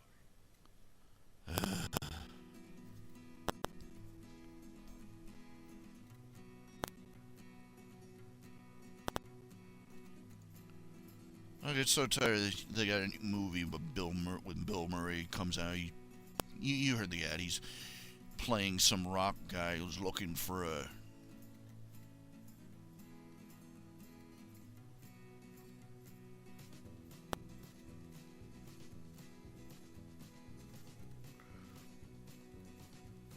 prodigy singer, of course, in Afghanistan, to make it all timely,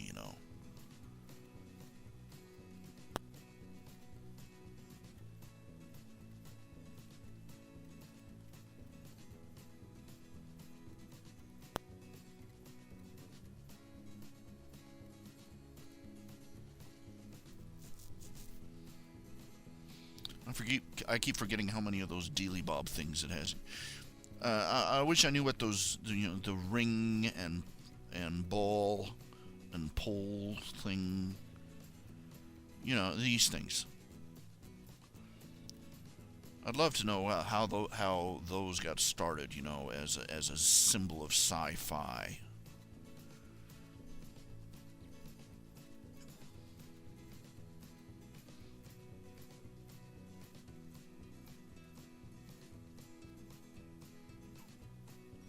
I mean, you see him in the movies all the time, in the old sci-fi and horror movies, and Frankenstein's Lab, that kind of thing.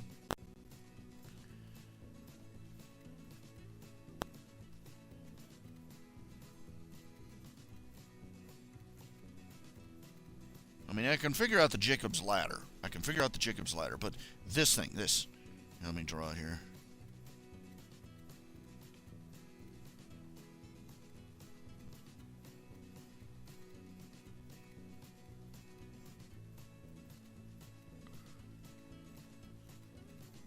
Like that.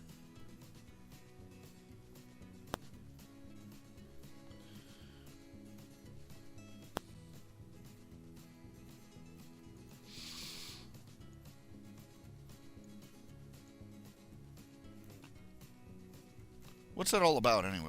What is it?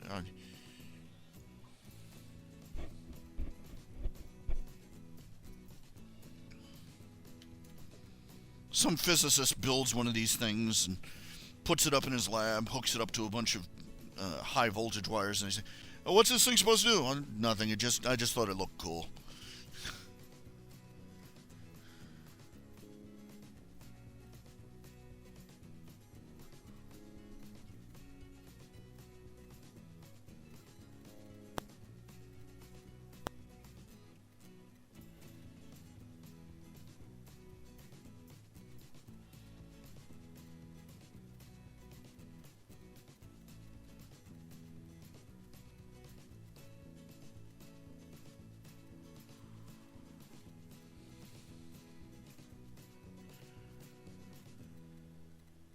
Place your bets that on the money, this girl he's looking for, she's going to be, the good Muslim.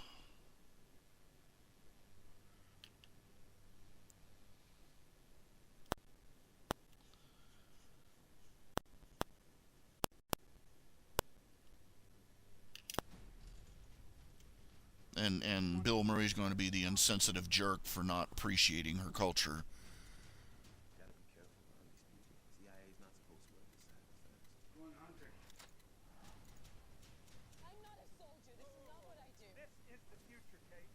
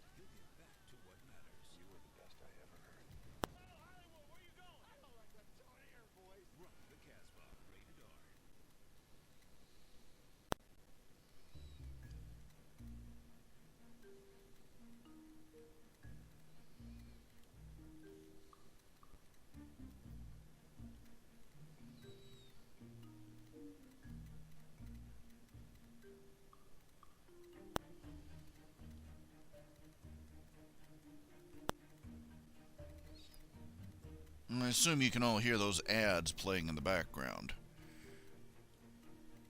In between these little numbers.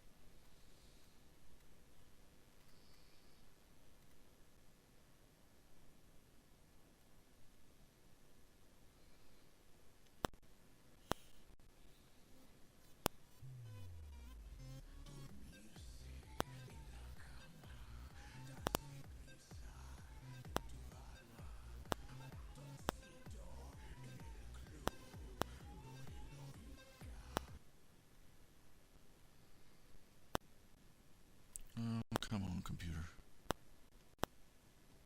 I'm Carrie D. I've had moderate to severe plaque psoriasis most of my life. That hasn't stopped me from modeling. My doctor told me about Stellara. It helps keep my skin clearer with only 4 doses a year.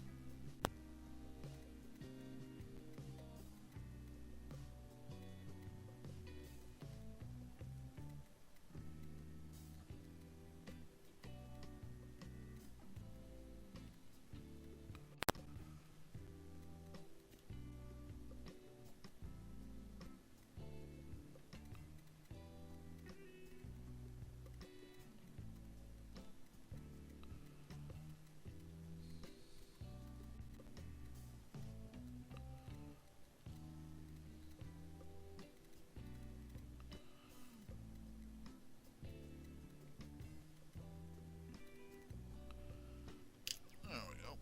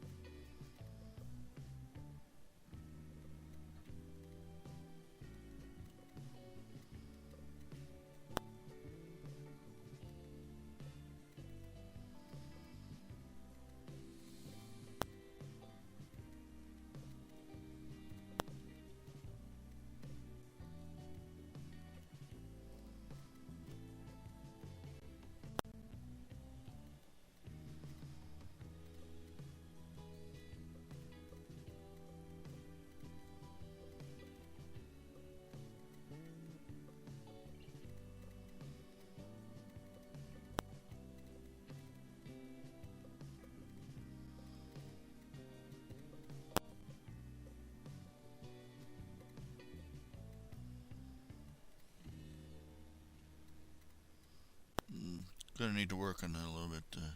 Proportions don't look right.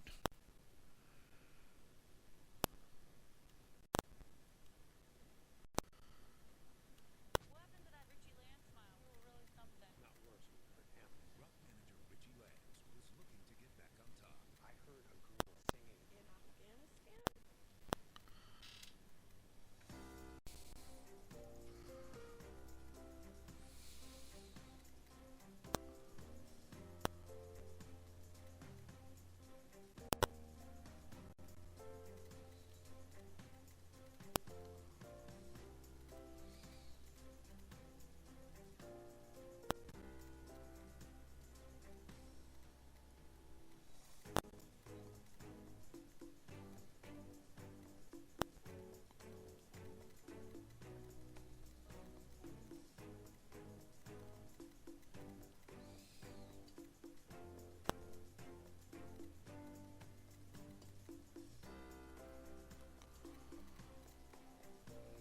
That doesn't look right. That's gonna work.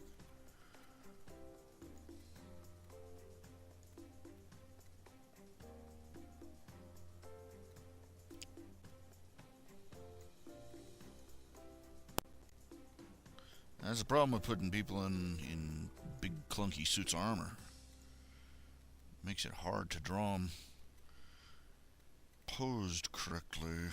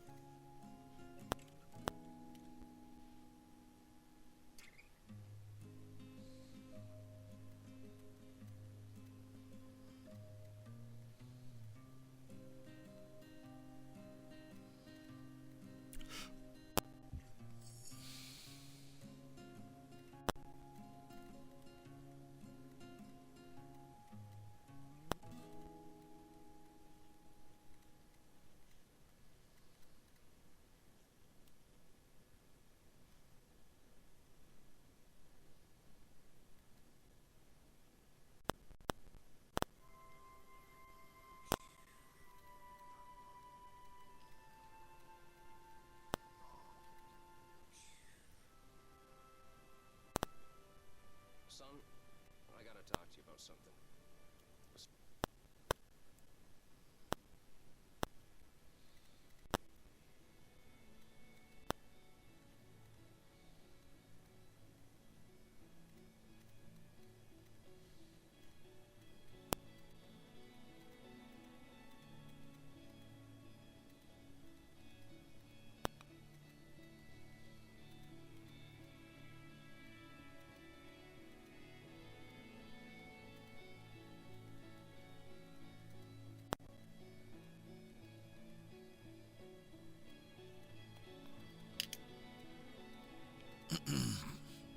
Ow. Ow.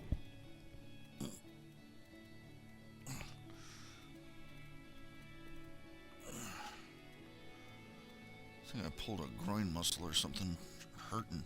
Ow, ow, ow, ow.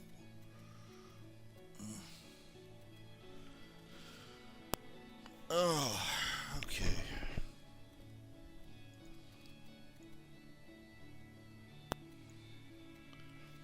Well, this next couple of pages are going to be getting them out of that Mexican standoff they were in the usual fashion, loud and explosively.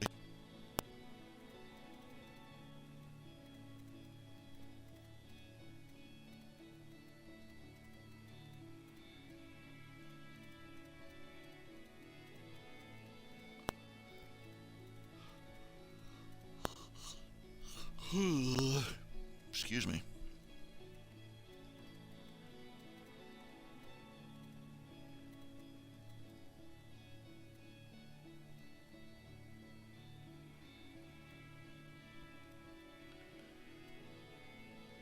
Ouch, ouch, ouch, darn, pop, ow. Popped a joint in my wrist, rather.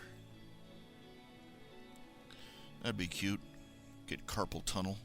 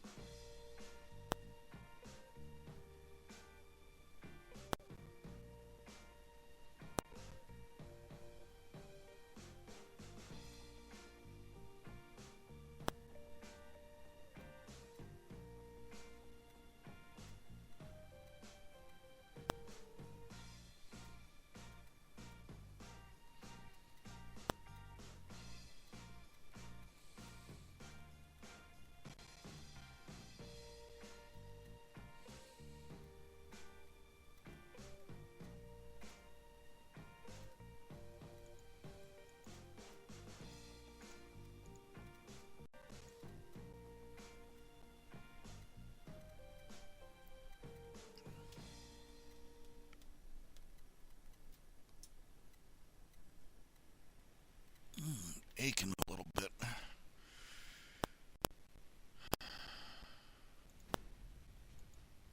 See if I can hold out a little bit longer than I have been. I need to start putting in more time into this, more hours, more effort. I'm not a soldier. This is not what I do. This is the future, Kate.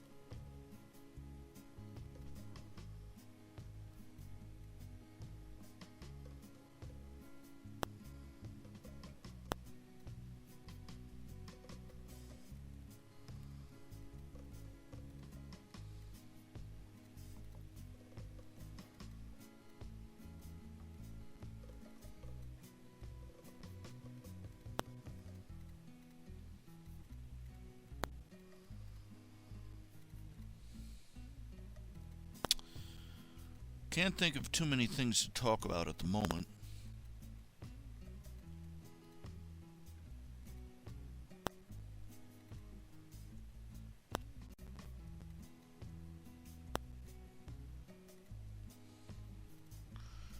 I'm afraid I'm getting into a bit of a rut with my conversations.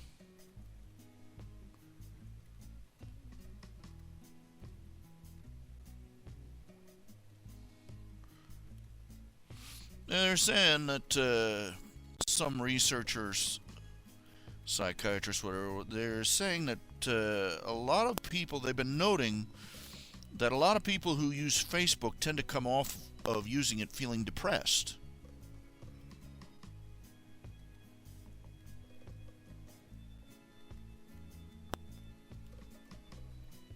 And their reasoning is that the reason for it is that they see how other people's lives are going,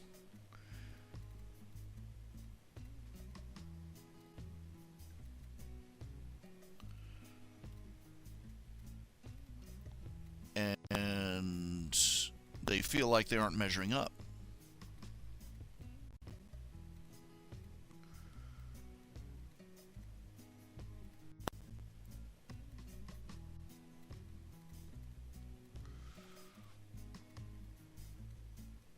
And the researcher they pointed out, the guy that did the research, he pointed out that what people instinctively forget, it's not something you can think about consciously. It's just an instinctive reaction almost. Is what people forget is that they're looking at somebody else's highlights reel.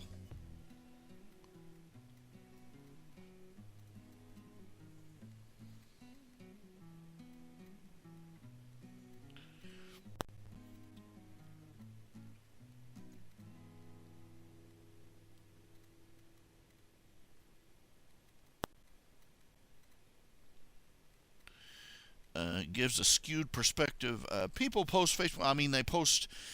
They don't post the boring or depressing or upsetting parts of their day. Facebook. The low, boring, stress threshold stuff. They post. Oh, here are my photographs from my Hawaiian vacation. Here are my beautiful children. Here's my, beautiful spouse, and so on and so forth. And people look at that and think, my life sucks compared to this, But and this is therefore the reason they get depressed. Well, I think there's some truth to that, but I also think it's not a complete picture. Because I've noted that I feel the same way. I see how well my sister's doing and her family's doing, how happy they are, and how and I feel like. And how happy they are as Christians, especially. How happy they are in their faith. And I look at myself and I go,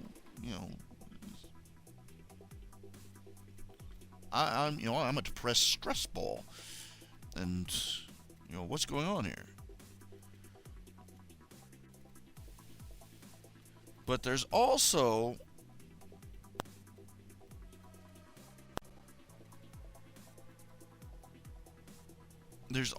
a factor of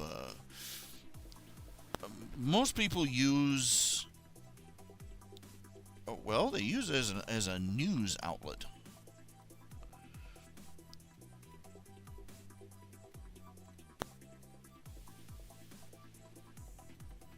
Really think about it.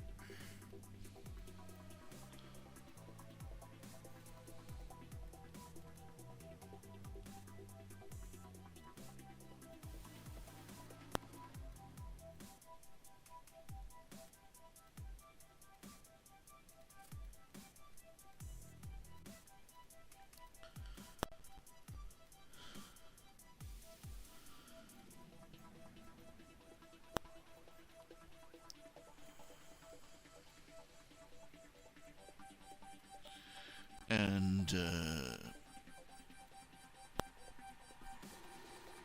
you get all these things, this guy just firebombed this house, and some truly horrific stories on a regular basis.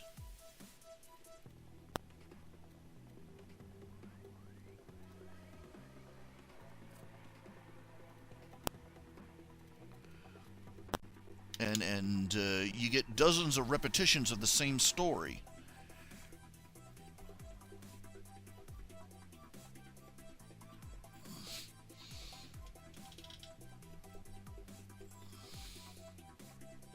So basically you got people, here's my wonderful life with all my beautiful children, my beautiful home, and my happy growing church family, and my and here's my cheery little saying for the day. And did you hear this horrible news about this guy who disemboweled his girlfriend? Way over here? And now for how much the rest of the world sucks. And so it's a little bit of both, if you get what I'm saying.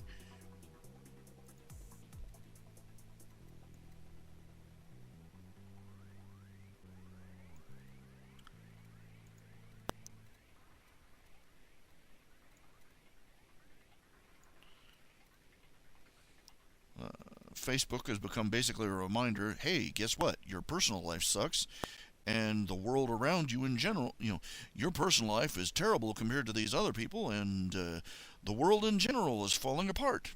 So.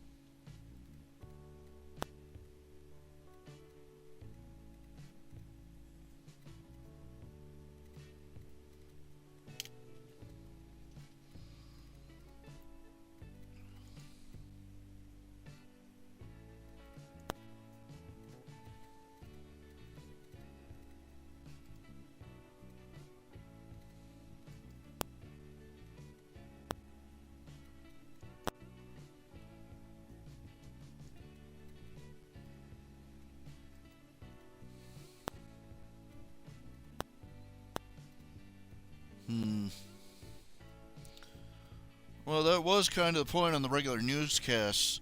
You remember how the nightly news, they'd end with, some little light human interest story, like Bingo, the juggling bear, or whatever. Or a guy in some other state who raises raccoons, and stuff like that.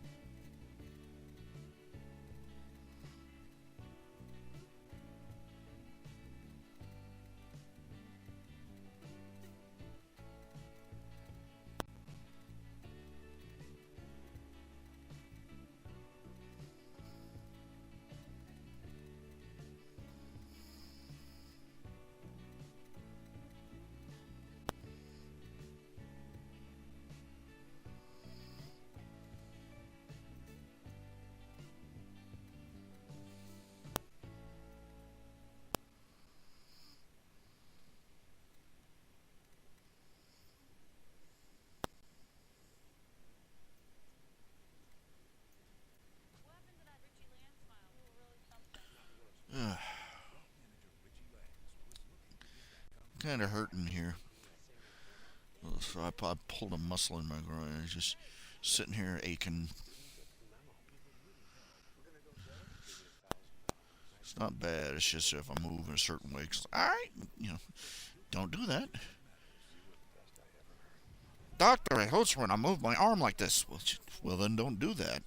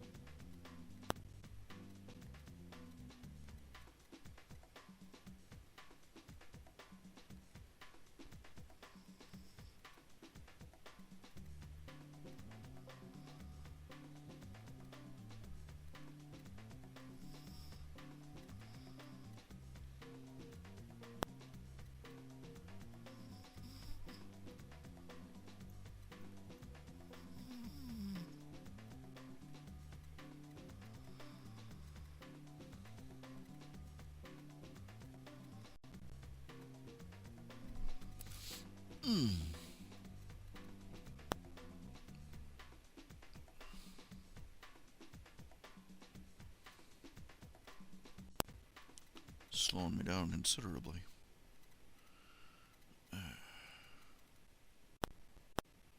You can see from this picture Quinn's costume has changed considerably. It's a little more simplified for one thing. It's also highlighted in blue rather than green.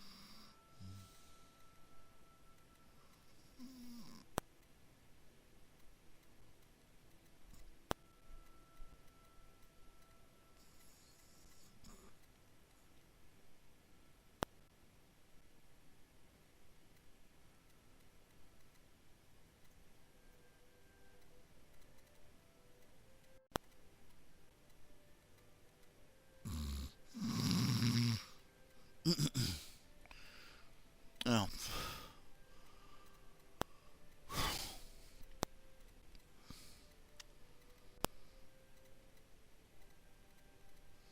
bit of a stretch to say I have a sleep cycle anymore. I just have this coincidence where I run into sleep as I'm going along my day.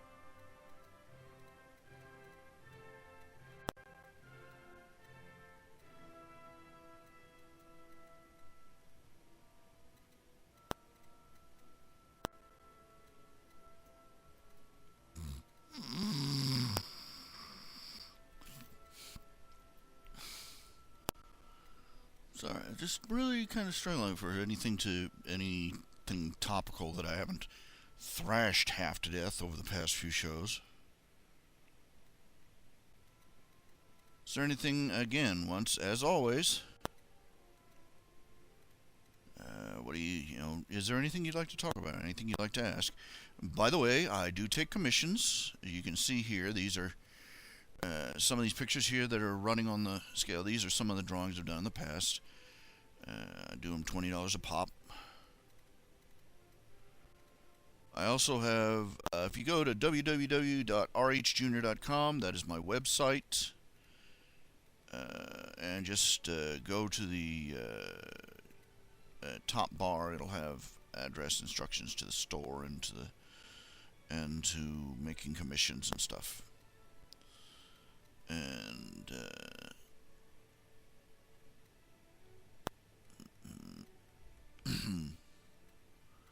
and I lost my train of thought. So,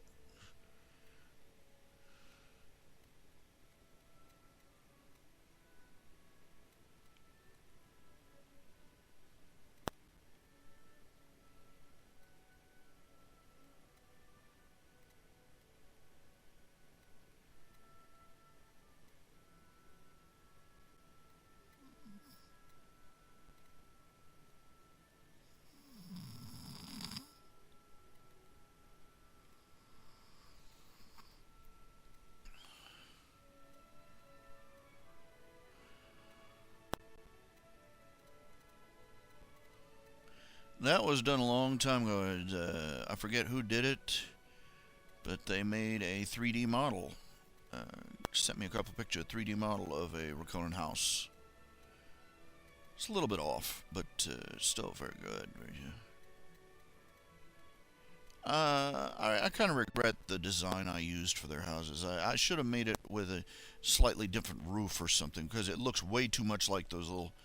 It's too reminiscent of the mushroom houses from Smurfs. Bugs me. Not really matters. You don't see them all that often. At this point, still it bothers me.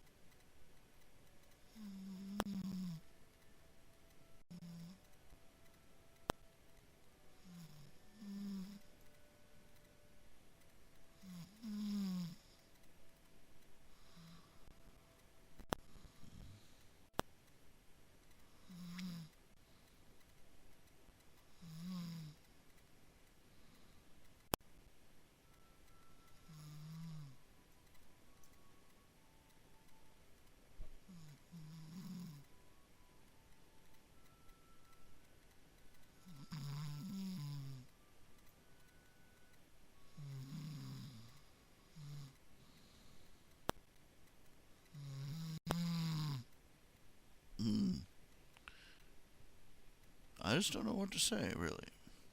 It's a fairly quiet evening. New, I don't know if it's a hurricane yet, but it's broiling up in the off coast in the south, and looks like we're going to spend the next, when it gets there, we're going to spend another week or so drenched. Yay.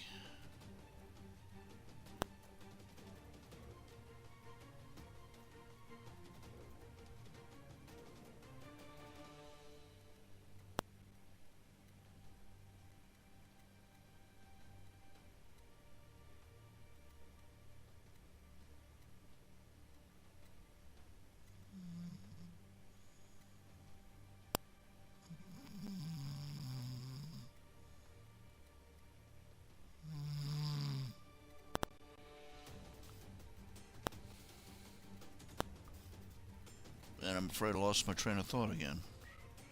Doggone it. What was I thinking of?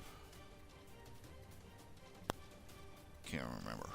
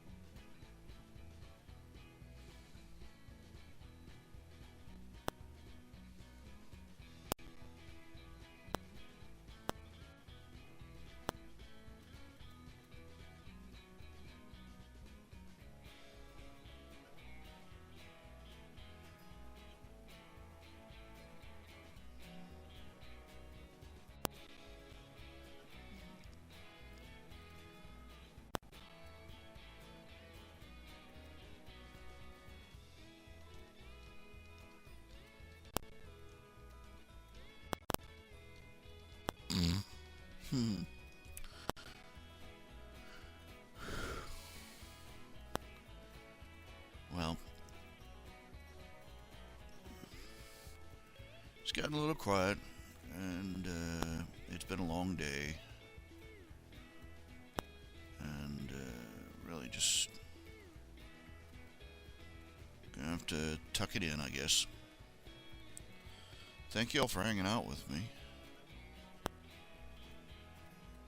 And we'll try and get some more time and try and get in on time tomorrow night.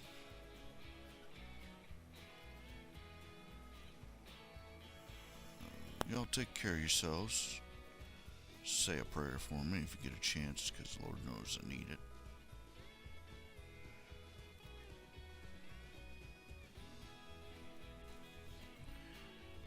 Catch you tomorrow.